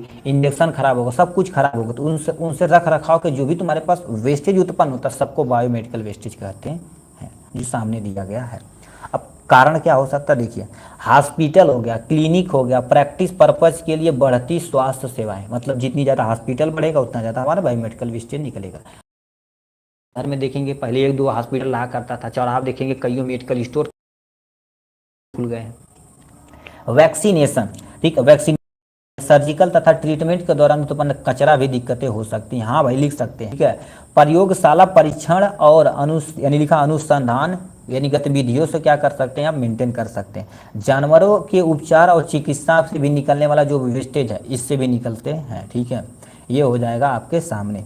इफेक्ट देखा जाए तुम्हारे पास क्या होता है, ठीक है, इफेक्ट देखा जाए, मानव स्वास्थ्य पर प्रभाव, मानव स्वास्थ्य पे तगड़ा प्रभाव पड़ता है, ठीक। नेक्स्ट में पर्यावरण, ठीक है, प्रदूषण, मतलब पर्यावरण क्या हो जाएगी, प्रदूषण हो जाएगी। अब बताओ मानव स्वास्थ्य पे तगड़ा, यदि देखेंगे आपसे अनुरोध है, आप ट्रेनिंग के दौरान जाइएगा तो कोई भी पेशेंट आए तो इन्फेक्शन हुआ तो आप ग्लव्स पहन के उसे ड्रेसिंग करिएगा, नहीं तो इन्फेक्शन आपके अंदर जाएगा तो बड़ी दिक्कतें हो जाएंगी, ठीक है। और बहुत सारे केस हम देखे हुए हैं, ठीक है, ठीक है, बहुत सारे केस देखे हुए। तभी नए नए फार्मासिस्ट हमारे यहाँ जब आए थे, ठीक है, हमारे यहाँ नए नए जब फार्मासिस्ट आए थे तो क्यों पहुँचल तुरंत पट्टी सुई करें बिना ग्लव्स, ठीक है, टाँका लगाते थे, नहीं तो चलिए पोसते होते थे, ब्लड उनके था। अब बताओ इसमें सूक्ष्म पोर होते हैं जो हमारे शरीर के अंदर जा सकते हैं, ठीक है, तो इससे दिक्कतें हो सकती हैं। भाई लाइट बड़ी कट रहा है, ठीक है, अभी कटबा नहीं किया था, तो ये दिक्कतें हो सकती है। आपसे अनुरोध है ऐसा थोड़ा सा रख रखाव करिएगा, ठीक है। बहुत सारे हमारे दोस्त में एक ग्रुप में थे, उसको हेपेटाइटिस हो गया तो फिर वैक्सीन जाके, हमें भी टाइफाइड हो गया था, ठीक है, एक बंदा था, अब उसे इंजेक्शन हम लगा रहे थे तो लगा दिया। तो अब सोचो ऐसे लगा रहे थे, इसमें लगाने के बाद निकाले हम तो तुरंत ऐसे जैसे नहीं पैर ऐसे करते हैं, ठीक है, ऐसे हटाया चाहा तो उसके बाद ऐसे लग गया, यहीं पर लगा था, ठीक है, यहीं पर लगा था। तो फिर हम उसको, ठीक है, फिर 2 दिन के बाद हमने टाइफाइड चेक करवाया, एक्चुअल में निगेटिव निकला था, बट हम थोड़ा सा क्लियर हो गए थे। सर डॉक्टर से पूछे तो कहे थोड़ा सा एंटीबायोटिक वगैरह 2-3 दिन ले लेना, काम हो जाएगा दोनों टाइम, तो हम ले लिए थे भाई, ठीक है। तो बीमारियों से मजाक नहीं, क्योंकि बीमारियां बड़ी बड़ी की धज्जियाँ उड़ा देता है, ठीक है। तुम सोचो हमारी इम्यूनिटी संभाल लेगी ना, तो बैक्टीरिया इन्फेक्शन होगा ना तो इम्यूनिटी कुछ नहीं कर पाएगी भाई, ठीक है। बचाती है, हम रियलिटी मानते हैं, WBC होती है, ठीक है, प्लीज, यानी तुम्हारे पास लिम्फोसाइट सेल होते हैं, ठीक है, ऐसे बहुत सारे phagocyte, T lymphocyte, B lymphocyte सब लड़ते हैं, बट होने का चांस रहेगा तो दिक्कत हो जाएगी, अपने तरफ से सतर्क रहिए। पर्यावरण प्रदूषण, पहला प्रभाव, जल स्रोत की टॉक्सिक होना, जो बायोमेडिकल वेस्ट। अब बताओ तुम कोई चीज़ लिए, सुई लगाए, नदियों में फेंक दिए, तो वो जो बीमारी तो नदियों में फैली, किसी मछली में जाएगी, फिर हमारे शरीर के अंदर यदि आप खाएंगे तो उसके अंदर चली जाएगी, तो ये हो सकता है, दिक्कतें हो सकती हैं। अब इसको मैनेजमेंट करने का कईयों स्टेप दिया गया है। पहला तुम्हारे पास क्या लिखा, कलेक्शन करना। कलेक्शन मतलब देखा जाए तो तुम्हारे पास अभी हॉस्पिटल में देखेंगे ऐसे छोटा छोटा डिब्बा रखा रहता है, तो अलग अलग कलर का डिब्बा रखा होता है, देखेंगे ना, अलग अलग कलर का डिब्बा रखता है कि भैया इंजेक्शन इसमें बेचेंगे, प्लास्टिक इसमें बेचेंगे, शीशा वाला इसमें फेंकेंगे, ऐसे तुम्हारे पास होता है, ये होता है ना, ठीक है। तो ये होता, अब उसको हम क्या करेंगे, कलेक्शन, देखिए इकट्ठा किए, सेग्रीगेशन करने के लिए, सेग्रीगेशन पहले एक ही डिब्बा में होता था, फिर सेग्रीगेट किया जाता है, यानी अलग किया जाता है, बट अब अलग अलग होता है। जो जानकारी यदि आपका थोड़ा सा इसके नॉलेज रहेगा, ठीक, हॉस्पिटल में जाइएगा तो पूछ लीजिएगा, नहीं तो इधर उधर फेंकेंगे तो भाई सीनियर डॉक्टर रहेंगे तुरंत तमचिया देंगे, ठीक है, पहले वो बताएंगे, ठीक है, आप बताएंगे, ठीक है, तो दिक्कत हो जाएगी। सेग्रीगेशन, उसके बाद तो हम क्या करेंगे, कलेक्शन करने के बाद उसको अलग अलग करेंगे, ठीक, अलग अलग कर दिए। उसके बाद हम हमारी जो हॉस्पिटल आएंगे, हॉस्पिटल में जो बोले ना MPCC वाली गाड़ी आएगी, वो हमारे पास ट्रांसपोर्ट करके एक जगह से दूसरे जगह ले जाएगी, ठीक, ठीक नहीं रहा सही से भाई, ठीक है। उसके बाद उसको ट्रीट किया जाएगा। ट्रीट मतलब क्या कर दिया, ऐसा नहीं कि उससे तुरंत वैसे डैम्पिंग कर दी जाती है, तो अलग अलग चीज़ों को अलग अलग ट्रीट किया जाता है, साफ सफाई की जाती है, ठीक है। बिल्कुल कंपनियों में जाती थी, उसमें बहुत सारा प्रोसेस होता है रिसाइकल करने का, उससे करते हैं, फिर डिस्पोजल कर दिया जाता है। डिस्पोजल मतलब निपटारा कर दिया, जैसे गड्ढे के अंदर चाहे बड़ी सारी, ठीक है, कंपनियों को दोबारा रिटर्न कर दिया जाता है, ठीक। ये तुम्हारे पास हो जाएंगे इनके बारे में, ठीक। तो बायोमेडिकल वेस्टेज का आएगा तो तुम्हें सबसे पहले क्या लिखना पड़ेगा, ठीक है, ये लिखना पड़ेगा। और भी बना के यहाँ लिख सकते हैं भाई, ठीक है, जैसे नए आए तो और बना कर लिख सकते हैं, बट एक्चुअल में ये लिखना पड़ेगा तुम्हें, ठीक है, ये हो जाएगा, ठीक है। और तुम्हारे पास क्या लिख रखा है, नेक्स्ट में आते हैं कारण, ये तुम्हारे पास हो गया। और तुम्हारे पास इफेक्ट क्या होगा, मैनेजमेंट करने का स्टेप बाय स्टेप हमने बता दिया है, ठीक। नेक्स्ट में तुम्हारे पास लिख रखा है नॉइज पॉल्यूशन। गुरुदेव क्या होता है नॉइज पॉल्यूशन, मतलब बल भर आप डीजे बजा रहे हैं, जैसे पास हो गए न लावा भाई बड़का डीजे बजावल जाए, ठीक है, तो उससे पॉल्यूशन हो जाएगा भाई, ठीक है। तो ये तुम्हारे पास लिखा noise pollution regulation and control amendment 2002, मतलब इस पे भी नॉइज पॉल्यूशन होता क्या, इसको रेगुलेट करने में तथा कंट्रोल करने वाले रूल बनाए गए हैं कि भाई रात के 11-12 बजे बाद डीजे बजाएगा तो थपरी यही वो करेंगे पुलिस लोग, ऐसा होता है, ठीक। बट पार्टी फंक्शन में वगैरह चला सकते, बट बेवजह चलाएंगे तो दिक्कत हो जाएगी, ठीक है, उसको हो गया। तो रू यानी नॉइज पॉल्यूशन क्या होता है, देखो नॉइज पॉल्यूशन क्या होगा, डीजे पर बाजेगा पास होकर, यस बजाते हैं भाई, अब तो नहीं, पहले रियलिटी। अब तुम सोचो हम क्लास 5th में थे, ठीक है, तो हमारे गांव बहुत सारे लड़के थे लवंडे, 10th पास हुए थे, डीजे लगवाए थे और लिट्टी चोखा बना था, 10th पास हुए थे, हम 5th में थे, तो भाई जल्दी जल्दी कोई पास हो नहीं होता था भी। उस सोचो उसमें हमारे गांव में 8 लड़के थे, ठीक, हमारे भैया सीनियर थे। अब तुम सोचो 8 लोग थे, तो उसमें से केवल 2 लोग ऐसे थे जो फर्स्ट डिवीज़न पास हुए थे, और 6 वो लोग ऐसे थे, ठीक है, जो आधा से ऊपर तुम्हारे पास लोग थे जो तुम्हारे पास क्या कर रहे थे, सेकंड डिवीजन, और एक वो लोग ऐसे थर्ड डिवीजन पास हुए थे, ठीक है। अब तुम सोचो डीजे खेत में लगवाए थे, यही सीजन था, ठीक है, जब मई जून था, ठीक है, अप्रैल जून में रिजल्ट निकलता था, तो डीजे लगवाए थे, लिट्टी चोखा लगा था, बल भर खाया गया था, ये खुशी थी। बट अब हाई स्कूल कोनो महत्व नहीं है ऐसा हो गया, ठीक है। तो अब नॉइज पॉल्यूशन क्या होता है, इसके बारे में समझिए क्या गुरुदेव। नॉइज पॉल्यूशन कोई अनवांटेड, अनरिलेवेंट और हानिकारक साउंड को कहा जाता है जो हमारे पास नेचुरल संतुलन को बिगाड़ता है। मतलब चुपचाप ऐसे बैठे, डीजे खतरनाक टाइप में चला दिया, मतलब आपका कंसंट्रेशन, मतलब सब कुछ गड़बड़ हो गया, ठीक है, ठीक है, सब कुछ गड़बड़ हो गया तो दिक्कत हो जाएगी, उसी को एयर पॉल्यूशन बोलते हैं। और ह्यूमन हेल्थ और पर्यावरण पर नकारात्मक प्रभाव डालता है, उसी को नॉइज पॉल्यूशन बोलते हैं। अब तुम सोचो इतने खतरनाक खतरनाक डीजे आ गए भाई ना, ठीक, अभी हम ठीक है गए थे अपने भाई भैया के शादी में, ठीक है, मतलब फूआ के लड़के थे, वहाँ उनके शादी में गए थे। अब सोचो हो कर रहा था, इतना भयानक डीजे था, हम किचन में थाली ले गए तो जो बर्तन रखने वाला होता है, जब डीजे बजाए बेस तो थरियवा ऐसे ऐसे जंप कर रहा, हम कहें भाई बूढ़ बूढ़ आदमी नहीं तो तुरंत नहीं पड़ चाहिए हमें, ठीक है। तो अब सोचो इतना खतरनाक था, ठीक है, तो इतना भी नहीं बजाना चाहिए भाई, नहीं तो दिक्कत हो जाएगी, ठीक। तो नॉइज पॉल्यूशन कोई अनवांटेड, अनरिलेवेंट, हानिकारक साउंड हो जो हमारे नेचुरल संतुलित को बिगाड़ दे और ह्यूमन हेल्थ पे तगड़ा प्रभाव पड़े या पर्यावरण पे भी प्रभाव पड़े, उसे नॉइज पॉल्यूशन बोलते हैं, ठीक। पहले तबला वबला रहता था तो बल भर बजाते थे, अब तो डीजे चल गया, ठीक है। बिना डीजे के बारात जाएंगे तो समझ लो बउकर समझेगा, और डीजे बांध देहला, ठीक है, डीजे यदि बांध दिए हैं तो हिंदी गाना चलाएंगे तो कोनो जैवा नहीं के लवंडा पार्टी, जब तक भोजपुरी नहीं चलेगा तब तक फील भी नहीं आती उन सबको ऐसा होता, हमें भी ये। तो स्रोत में तुम्हारे पास क्या लिखेंगे, कहाँ से नॉइज पॉल्यूशन होता है, यातायात, ट्रैफिक, मतलब क्या होगा ट्रैफिक, इसमें तुम्हारे पास सबसे ज़्यादा होता है। फैक्ट्री, ठीक है, फैक्ट्री गतिविधियाँ, जो बड़ी बड़ी फैक्ट्रियाँ चलती हैं, जो बड़ी बड़ी फैक्ट्रियाँ चलती हैं उनसे भी, ठीक है, एयर नॉइज पॉल्यूशन होता है क्योंकि आवाज़ करता है, ठीक है। सार्वजनिक कार्यक्रम होने के कारण से, जैसे सार्वजनिक मतलब क्या होगा, कहीं शादी हो गई, क्या हो गई तुम्हारे पास, कहीं शादी हो गई, ठीक है, उसके साथ साथ किसी का बर्थडे हो गया, ठीक है, ये तुम्हारे पास किसी का बर्थडे हो गया, डीजे लगवा दिए नाच लिए, तिलक हो गया, ये सब चीज़ें सार्वजनिक कार्यक्रम के अंतर्गत होती हैं, ठीक। पटाखे जला दिए उससे हो गया। और एक याद रखना तुम्हारे पास सोशल फार्मेसी में 2024 में पूछा गया था, एयर जेट 2023 में पूछा गया था, एयर जेट से सबसे ज़्यादा एयर पॉल्यूशन होता है, क्योंकि एयर जेट जब लैंड करता था, बस जब फ्लाइट करता है तो बड़ी तगड़ी आवाज़ निकालता है, ठीक है। तो एयर पॉल्यूशन यानी एयर जेट जो होता है जो सबसे ज़्यादा नॉइज पॉल्यूशन करता है, ठीक, ये आप नोट कर लेना, ठीक। अब यहाँ पर नेक्स्ट में आते तुम्हारे पास प्रभाव, इनका प्रभाव क्या होता है, हेल्थ इशू यानी सुनने में कमी हो जाएगी, मतलब एयर नॉइज पॉल्यूशन होगा तो आपका कान डैमेज हो जाएगा, तो आपको सुनने में परेशानी हो जाएगी, तनाव हो जाएगा, चिंता हो जाएगा, ठीक, दिक्कत हो जाएगी। हाई ब्लड प्रेशर हो जाएगा, स्लीपिंग मतलब सोना, मतलब क्या होगा, सोना मतलब वो ना मत समझना, ठीक है, स्लीपिंग मतलब स्लीपिंग डिस्टर्बेंस हो जाएगा, सही से आप सो ही नहीं पाएंगे, ठीक, ये हो जाएगा यहाँ।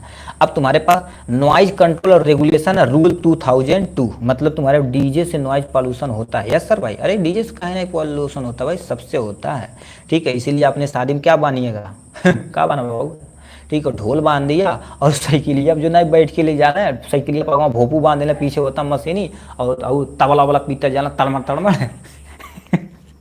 दुल्हनिया नहीं आएगी बेइज्जती तगड़ा हो जाएगा, ठीक है।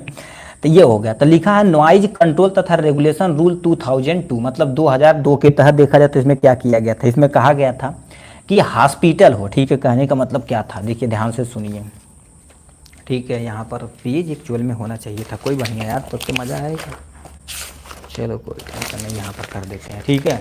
ब्लूटूथ हाँ इंटरनल करवा दिया जाएगा शादी में, ठीक है। एक्चुअल में होता क्या, जैसे मान लेते ये आपका हॉस्पिटल है, कोर्ट है, कॉलेज है, तो इसके 100 मीटर इर्द गिर्द में आप डीजे नहीं बजा सकते हैं। हॉस्पिटल रहेगा तो कब्बो नहीं बजा सकते हैं डीजे, और मान लेते स्कूल चल रहा तब नहीं बजा सकते, नहीं तो सब लड़के नाचने लगेंगे, टीचर उचर संभाल ही नहीं पाएंगे कहीं भोजपुरी गाना चल गया तो टीचर अब नाचने लगेंगे, ठीक है। तो ये तुम्हारे पास हो गया। यहाँ पर ना ये कोर्ट है, ठीक, वहाँ पर इसके 100 मीटर के इर्द गिर्द में आपको डीजे नहीं बजवाना, गाना नहीं बजवाना है। तो लिखा है हॉस्पिटल में 100 यानी हॉस्पिटल के 100 मीटर एरिया में, यानी 100 मीटर लिखना चाहिए, 100 मीटर एरिया में नॉइज साउंड नहीं बजाना, जैसे साउंड मतलब डीजे, ठीक है, बहुत सारी चीज़ होती हैं, तो ये आपको नहीं बजवाना है, ठीक है। इससे हॉस्पिटल, कॉलेज, कोर्ट भी शामिल है, देखो सब शामिल है, मतलब इसके इर्द गिर्द आपको नहीं बजवाना है, ठीक। अब मान तो कोई हार्ट अटैक का पेशेंट रहे, बजवा दिए, रिदम खराब हुआ उसका, हार्ट का मैच कर गया किससे, आपके बेस से, चल गया, टपक गया, दिक्कत हो जाएगी, ठीक है, कब बंदे का परिवार उजड़ जाएगा, ऐसा नहीं करना चाहिए।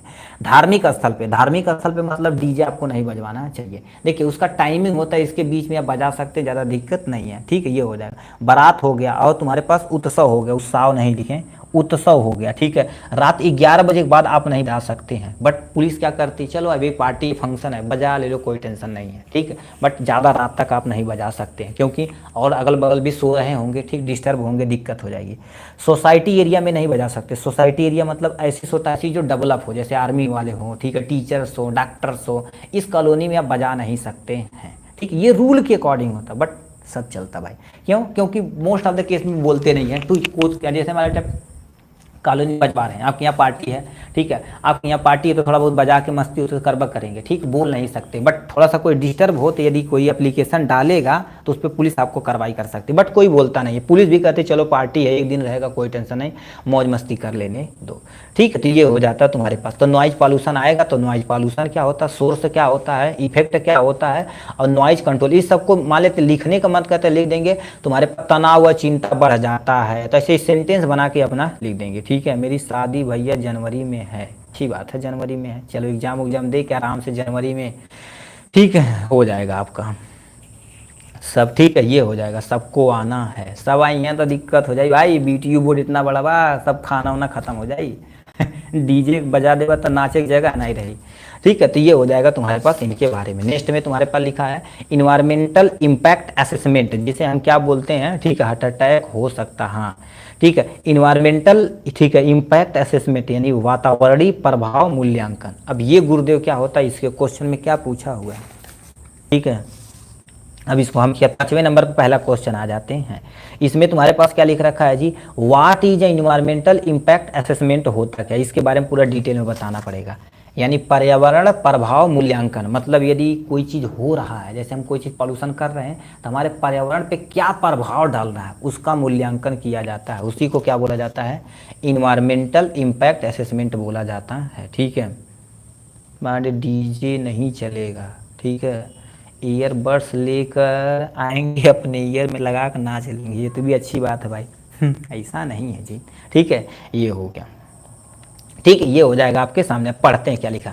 इन्वायरमेंटल इम्पैक्ट असेसमेंट एक प्रक्रिया है, जिसका उपयोग किसी प्रस्तावित, ठीक है, इसमें तो हमारे पास क्या कर देते हैं, किसी प्रस्तावित, ठीक है, किसी प्रस्तावित, कहाँ लग गया जी, किसी प्रस्तावित परियोजना और विकास कार्यक्रम के शुरू होने से पहले उनके प्रभावों का मूल्यांकन करने के लिए किया जाता है। मतलब कोई विकास कार्य हो रहा है, जैसे मान लेते हैं ऐसे एरिया में बड़ी सी बिल्डिंग बना रहे हैं, ठीक है, तो वहाँ पर जांच होगी कि भाई या फैक्ट्री बैठा रहे हैं, बिल्डिंग बैठा रहे हैं, तो वातावरण को तो कोई ठेस आप नहीं पहुँचा रहे हैं ना, तो उन सब का, जैसे मान लेते हैं हम डी फार्मा कर लिया, डी फार्मा के बाद आप भी फार्मा कर सकते हैं।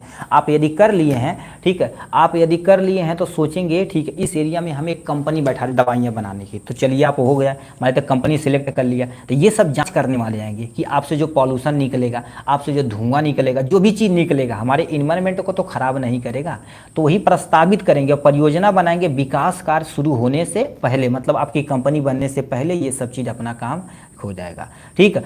उसके प्रभावों का मूल्यांकन करने के लिए ये चीज़ असेसमेंट लाया जाता है, ठीक। नेक्स्ट में EIA का मुख्य उद्देश्य यह सुनिश्चित करना है कि निर्णय लेने वाले पर्सन इन्वायरमेंटल इफेक्ट को आर्थिक और सामाजिक कारकों के साथ ध्यान में रखें। कहने का मतलब क्या रहता है, जो तुम्हारे पास EIA होता मतलब इन्वायरमेंट इम्पैक्ट असेसमेंट जो होता है, इनका मुख्य उद्देश्य क्या होता है, ये सुनिश्चित करना और निर्णय लेना कि जो पर्सन है इन्वायरमेंटल इफेक्ट पे ज़्यादा प्रभाव तो नहीं पड़ रहा है, यानी आर्थिक और सामाजिक कारकों के साथ ध्यान में रखते हुए, कि मतलब इसको यहाँ पर जो सोसाइटी है उसको भी नुकसान नहीं होना चाहिए, नहीं तो ख़राब पानी फेंक यानी हमारे पास निकालेंगे तो उससे दिक्कतें हो रही हैं। अभी जहाँ पर कोई बड़ी बड़ी फैक्ट्रियाँ होंगी तो उनके अगल बगल से वाले पूछेंगे तो बताएंगे कि यार दिन रात चलता नहीं, सोने को नहीं मिलता, जो हमारे पास धुआं जा रहा बहुत बदबू करता है, पानी बदबू करता है, तो ये सब बताएंगे वो रियलिटी में, तो वो हो रहा है, ठीक है। तो इंडस्ट्रीज एरिया तो वहाँ कर सकते, ज़्यादा दिक्कत नहीं, तुम्हें सरकार का एक ब्यौरा होता है, वो सब चीज़ें होती हैं,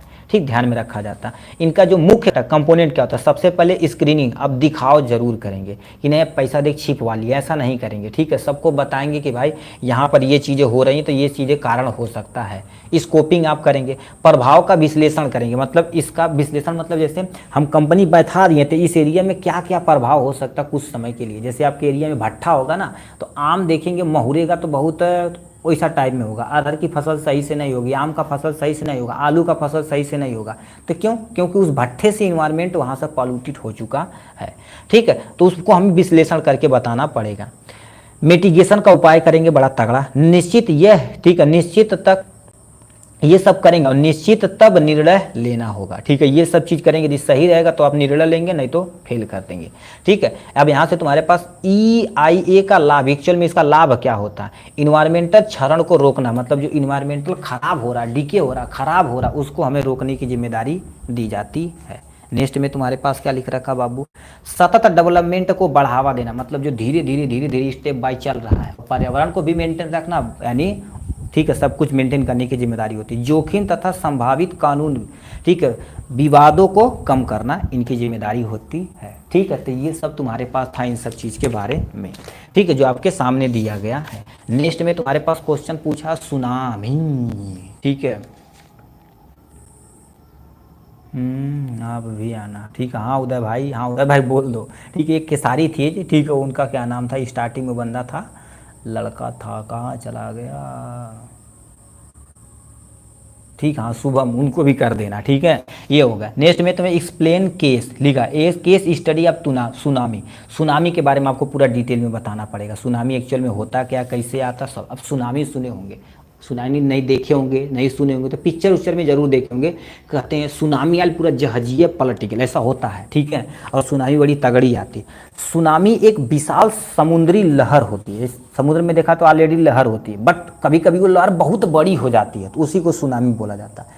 सुनामी एक विशाल समुद्री लहर होती है जो सामान्य लहरों की तुलना में बहुत अधिक ऊंचाई तथा पावरफुल होती है। इतनी पावरफुल होती है, बड़ी बड़ी नाव को भी पलट सकती है। इतनी समुद्री तूफान जब आता है, समुद्री तूफान नॉर्मल भाषा में बोला जाता है, उसी को सुनामी बोला जाता है।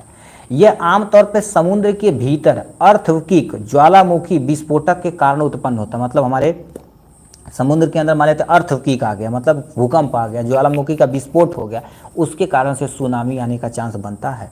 सुनामी समुद्र के किनारे, ठीक है, भारी तबाही मचाता, मतलब जैसे अभी, ठीक है, अभी मान लेते हैं तुम्हारे पास ये एरिया है, बम्बई का ये एरिया है, ठीक है, यहाँ पर वो है, सुनामी आ जाता है, इस एरिया में जो रह रहे हैं इसके अगल बगल सबको मारेगा, तबाह कर देगा, ठीक है।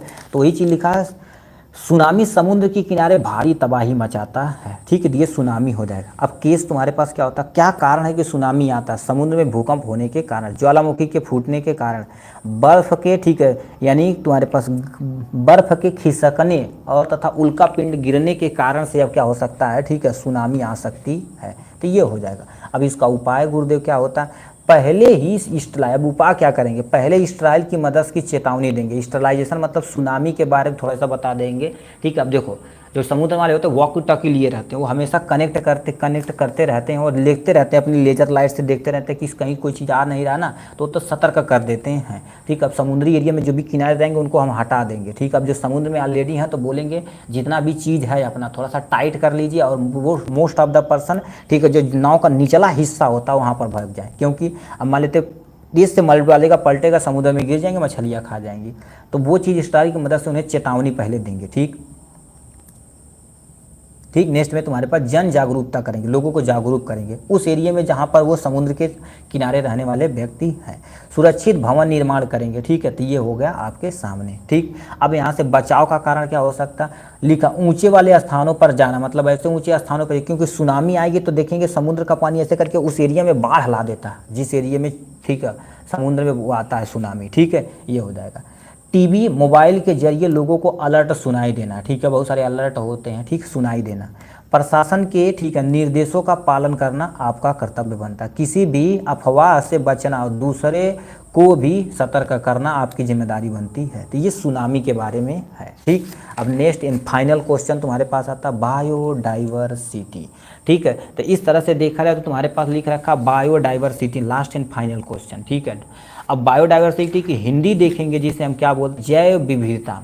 विविधता मतलब भिन्न भिन्न, और जैव मतलब जीवों में, ठीक है, चाहे वो पेड़ पौधा हो, चाहे कोई जीव हो, चाहे छोटा हो या बड़ा, उससे लेने देना नहीं है, उसे जैव विविधता बोलते हैं। कहने का मतलब आपके क्लास में देखो कोई करिया होगा, कोई गुरहर होगा, कोई लड़की बहुत सुंदर होगी, कोई बहुत खराब होगी, या कोई लड़का बहुत हैंडसम होगा या बहुत करिया होगा, या छोटा होगा बड़ा होगा, तो आपके क्लास में देखा जाए तो भिन्न भिन्न लोग रहे, तो वो देखा जाए तो एक क्लास में भिन्नता हो, वही बायोडाइवर्सिटी है। यदि आप जंगल में जाएंगे तो देखेंगे कुछ पेड़ छोटे होते हैं, कुछ बड़े होते हैं, कुछ का फल अलग होता है, कुछ का पत्ती अलग होती है, तो वो सब देखा जाए तो पौधों में भी बायोडाइवर्सिटी देखने को मिलती है। अभी आपके घर में कुत्ते होंगे, ठीक है, या आपके एरिया में कुत्ते होंगे, ठीक है, देखेंगे एक जनरल कुत्ता होता है जो गलियों में होता है, ठीक, एक पालने वाला कुत्ता होता है, पालने वाले कुत्ते में भी बहुत सारा होता है। अभी हमारे कॉलोनी में एक लोग आए, ठीक, वोडाफोन वाला जो कुत्ता नहीं है, अब तुम सोचो 35,000 का वोडाफोन वाला कुत्ता खरीद के लाए हैं, इतना महंगा है और हम सब लोग के घर 35,000 है तो एक गाय लाएंगे, बढ़िया दूध दुहेंगे, बेचबो करेंगे, ठीक है, ये रियलिटी है, ठीक है। तब देखा जाए कुत्ते की भी बहुत सारी वैरायटी हो गई है, कुत्ते की भी बहुत सारी वैरायटी हो गई है, रियलिटी है, कुत्ते की बहुत सारी वैरायटी हो गई, तो जो वैरायटी हो रही है उसी को जैव विविधता बोला जाता है। तो ये सामने क्या लिख रखा, जैव विविधता के बारे में लिख रखा, क्या बायोडाइवर्सिटी का अर्थ है, ठीक है, बायोडाइवर्सिटी का अर्थ है पृथ्वी पर पाए जाने वाले सभी जीवों की विविधता, जैसे पौधे, जानवर, सूक्ष्म जीव और उनके परिस्थितियों के तंत्र को, तंत्र मतलब क्या होगा, हैबिटेट में, उसके अनुसार यदि देखा जाए तो अलग अलग होते हैं, उन्हीं को बायोडाइवर्सिटी कहते हैं। और ये बायोडाइवर्सिटी विभिन्न जीवों के विभिन्न रूपों और उनके पारस्परिक संबंधों को दर्शाता है। पारस्परिक संबंध को जैसे मान लेते हैं, ठीक है, अभी हमें रहता, हमारे केस में देख लो, अभी हम सब लोग देख रहे हैं तो न तो ज़्यादा है, ना तो गोरे हैं ना तो काले हैं, तो हम सब गेहूं कलर के हैं अब कहेंगे गेहूं कलर के क्या होता है गुरुदेव, ठीक है, जो बहुत सारा ना तो ज़्यादा गोरे हैं, ठीक है, गुरुदेव आपका विवाह हो गया है कि नहीं, अरे यार हमारा विवाह नहीं, सिंगल है तो अभी से फ्री पढ़ाते हैं ना, ठीक है, नहीं तो पढ़ा पाते हैं तुम भी यार, ठीक है, तो चिंता लगा रहता है, ललितवा लो होता है, पैम्पर्स लायक बा, खाद सब्जी लायक बा, ये सब सारी चीज़ें होती ठीक है। तो अब देखा जाए तो होता क्या, अभी हम अपने इंडिया के लोग देखे जाए तो तुम कहीं भी देखोगे एटलीस्ट इंडियन को तो पहचान जाओगे, ठीक, अभी मान लेते चाइना से आएगा थोड़ा सा अलग वेशभूषा रहेगी, वेस्ट इंडीज से आएगा तो उनसे महाकरिया मना ही रहेगा, ठीक, तो अलग अलग जीवों में भी देखने को विविधता मिलती है, तो उसी को जैव विविधता बोलते हैं। अब ये कितने प्रकार के होते हैं, टोटल 3 प्रकार के होते हैं। पहला तुम्हारे पास जेनेटिक बायोडाइवर्सिटी, दूसरा स्पीसीज बायोडाइवर्सिटी, नेक्स्ट में इकोसिस्टम बायोडाइवर्सिटी होता है।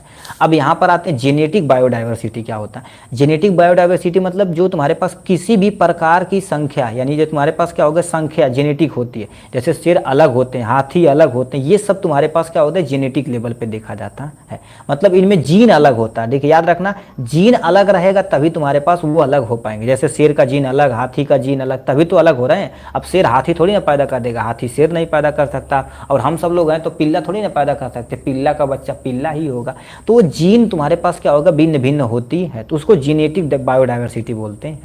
अब स्पीसीज बायोडाइवर्सिटी, एक ही प्रजाति के भीतर जीन अंतर होता है, मतलब अलग अलग स्पीसीज में देखा जाए तो अलग अलग होता है। कैसे, फॉर एग्जाम्पल आपके यहाँ गाय होगी, तो गाय देखेंगे जो एक देसी टाइप में होती है तो देसी टाइप में ही बच्चा देगी, ठीक, जिस तरह उसके अंदर स्पर्म इंटर किया गया, मतलब सीमन डाला गया, उसी अनुसार वो करेगी, तो एक ही प्रजाति के भीतर जीन का अंतर होता है।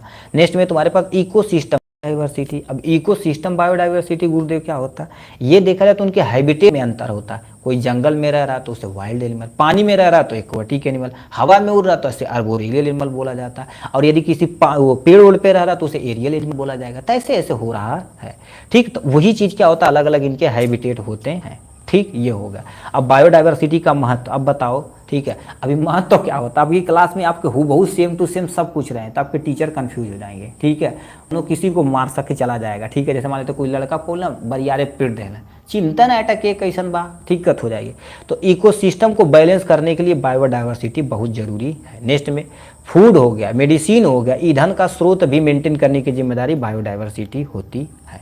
जैसे भी बताओ, आम देखेंगे, अब तुम आम का देखो, आम प्रेजेंट टाइम में चल रहा है, आम की वैरायटी तुम देखो, आम की वैरायटी क्या होती है, लंगड़ा आम होता है, चौसा आम होता है, दशहरी आम होता है, मतलब अलग अलग वैरायटी के आम होते हैं। तो आम में देखा जाए तो वैरायटी देखने को मिलती है। तो इस तरह खाने में, मेडिसिन में, ईंधन के स्रोत में भी इसका बहुत योगदान होता है बायोडाइवर्सिटी का। अब ईंधन मतलब क्या होगा, ईंधन वाली लकड़ी अलग होती है, फर्नीचर वाली अलग होती है। मेडिसिन, अब देखा जाए तो मेडिसिन जो प्लांट होते हैं, अब फार्माकोग्नोसी में पढ़े होंगे, ठीक है, फर्स्ट ईयर में। अब नीम का पेड़ का कुछ अलग है, एक्चुअली में पेड़ है बट उसका कुछ प्रॉपर्टी अलग है, और तुम्हारे पास तुलसी का कुछ अलग है, एलोवेरा का कुछ अलग है। तो मेडिसिनल बायोडाइवर्सिटी ना होती तो मेडिसिनल प्रॉपर्टी नहीं देखने को मिलती। जलवायु जल चक्र को नियंत्रित करना इन्हीं का काम होता। आर्थिक तथा सामाजिक मूल्य प्रदान करना इन्हीं का होता। अब ये कोई टेंशन नहीं, हम कहीं इरर ना हो, इरर नहीं होगा बस, ठीक है।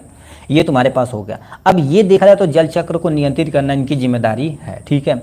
अब तुम्हारे पास बायोडाइवर्सिटी का खतरा क्या हो सकता है? वनों की कटाई से। बताओ, वन काट रहे हैं तो पेड़ पहले गायब होगा, उसके साथ साथ जीव जंतु भी हमारी ज़िंदगी से गायब हो जाएंगे, ठीक। तो ये हो जाएगा।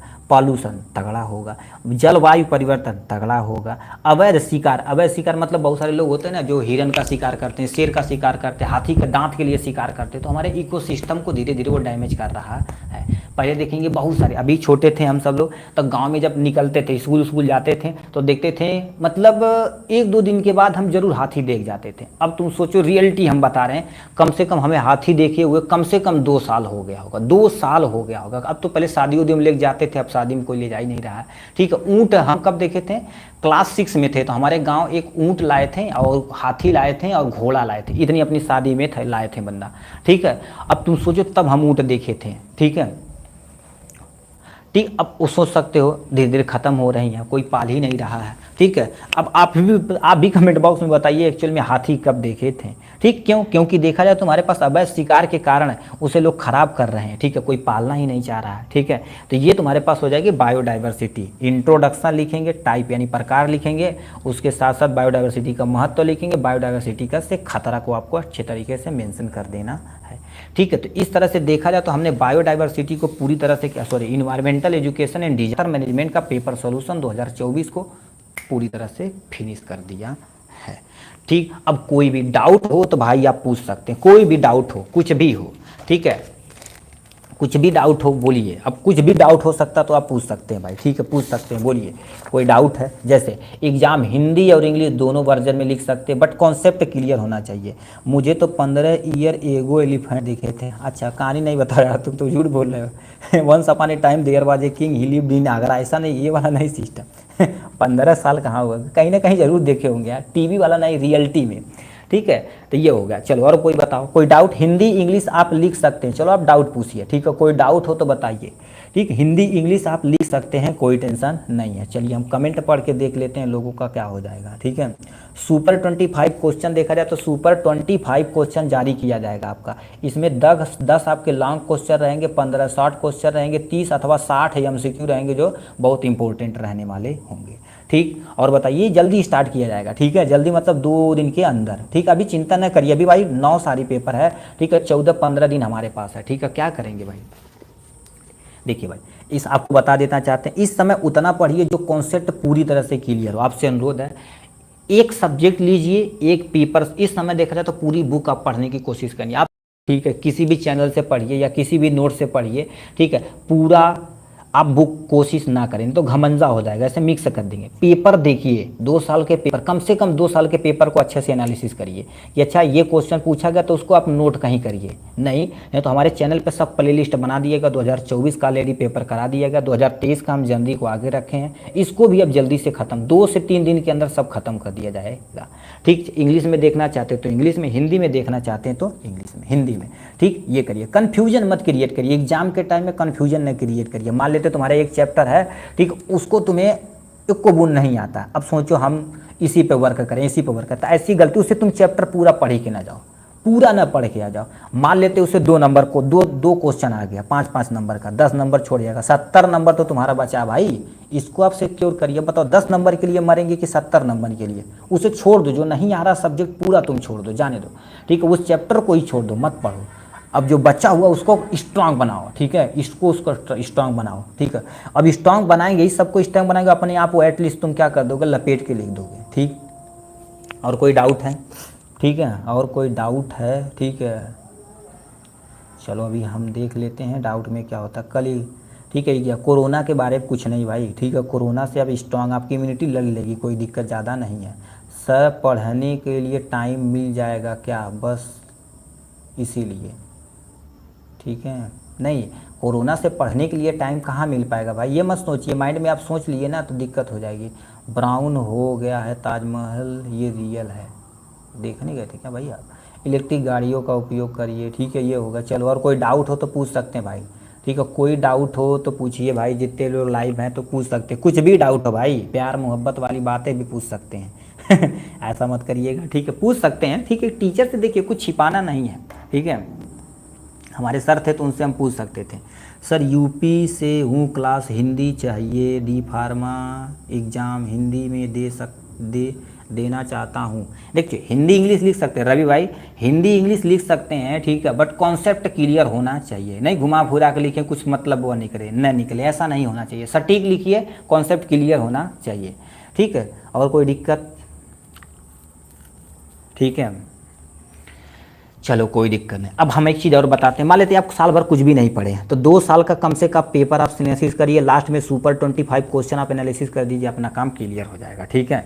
तो चलिए, अब कोई डाउट नहीं है, एटलीस्ट हमको लगता है, ठीक है। यदि कोई डाउट हो तो कमेंट बॉक्स में ज़रूर लिखिएगा। डिस्क्रिप्शन में नंबर है, इसका PDF चाहिए तो इसकी प्राइस ओनली केवल 30 रुपीज़ रखी गई है। सर हिंदी में क्लास चाहिए, हिंदी का प्ले लिस्ट बना दिया गया, वहाँ पर आप जा सकते हैं, ठीक है, प्ले लिस्ट में देख सकते हैं। यदि नोट चाहिए तो हर एक डिस्क्रिप्शन में नंबर दिया गया, आप कांटेक्ट करके आप नोट मंगा सकते हैं, ठीक। तो चलिए आज के लिए बस इतना ही, फिर मिलेंगे नेक्स्ट वीडियो में नेक्स्ट टॉपिक के साथ, तब तक के लिए बाय बाय। अपना और अपनों का ख्याल रखिएगा भाई, ठीक है। और कमेंट बॉक्स में प्यारा सा, ठीक है, अपना राय ज़रूर बताइएगा, ठीक है। कोई त्रुटियाँ होगी तो उसे भी बताइएगा, ठीक है। ऑल सब्जेक्ट टाइम बता दीजिए सर, क्या क्या बता दें, ठीक है। ये क्या दिए हैं सौरभ भारती जी, क्या बताना है?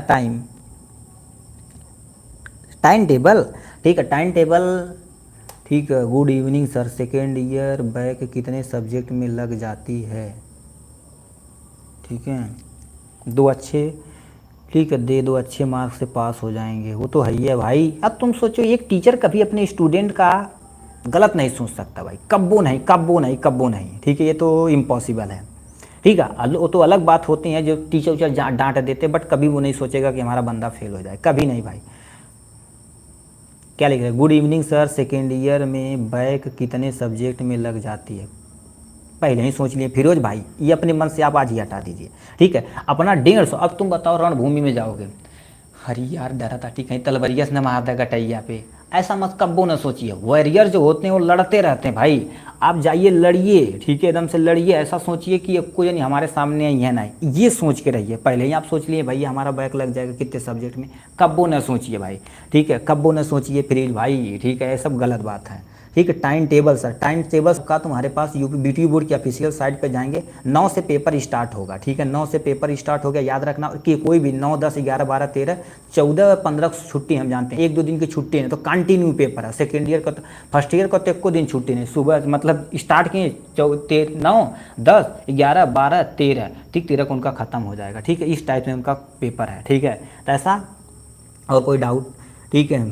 जो बैक है ऑलरेडी, जो बैक है तो उसका आपको रिजल्ट दिए, उसका भी बैक वाला उसी दिन होगा, जैसे मान लेते हैं आपका फर्स्ट ईयर में, ठीक है। टाइम टेबल सर, देखिए आप मान लेते हैं फर्स्ट ईयर में फार्मास्यूटिक्स में बैक है, तो आप फर्स्ट ईयर वालों के साथ मान लेते हैं मॉर्निंग में उसका एग्जाम देंगे, फिर सेकेंड ईयर में आपका जो एग्जाम रहेगा शाम में, उसको भी आपको देना पड़ेगा, ठीक है। उसी टाइप से होता है, ठीक। चलिए, ठीक है, ओके सर, ठीक है। हाँ भाई फिरोज, मोटिवेट रहिए यार आप। गाना सुनिए, कोई अपना फेवरेट गाना सुनिए, भोजपुरी है तो भोजपुरी सुनिए, जाइए बागी में टहरिए, मस्त से आइए, पढ़िए। टाइम वो बैक के बारे में कब सोचबो न करिए भाई, ठीक है, कब बोने के लिए बस इतना ही भाई है, ठीक है।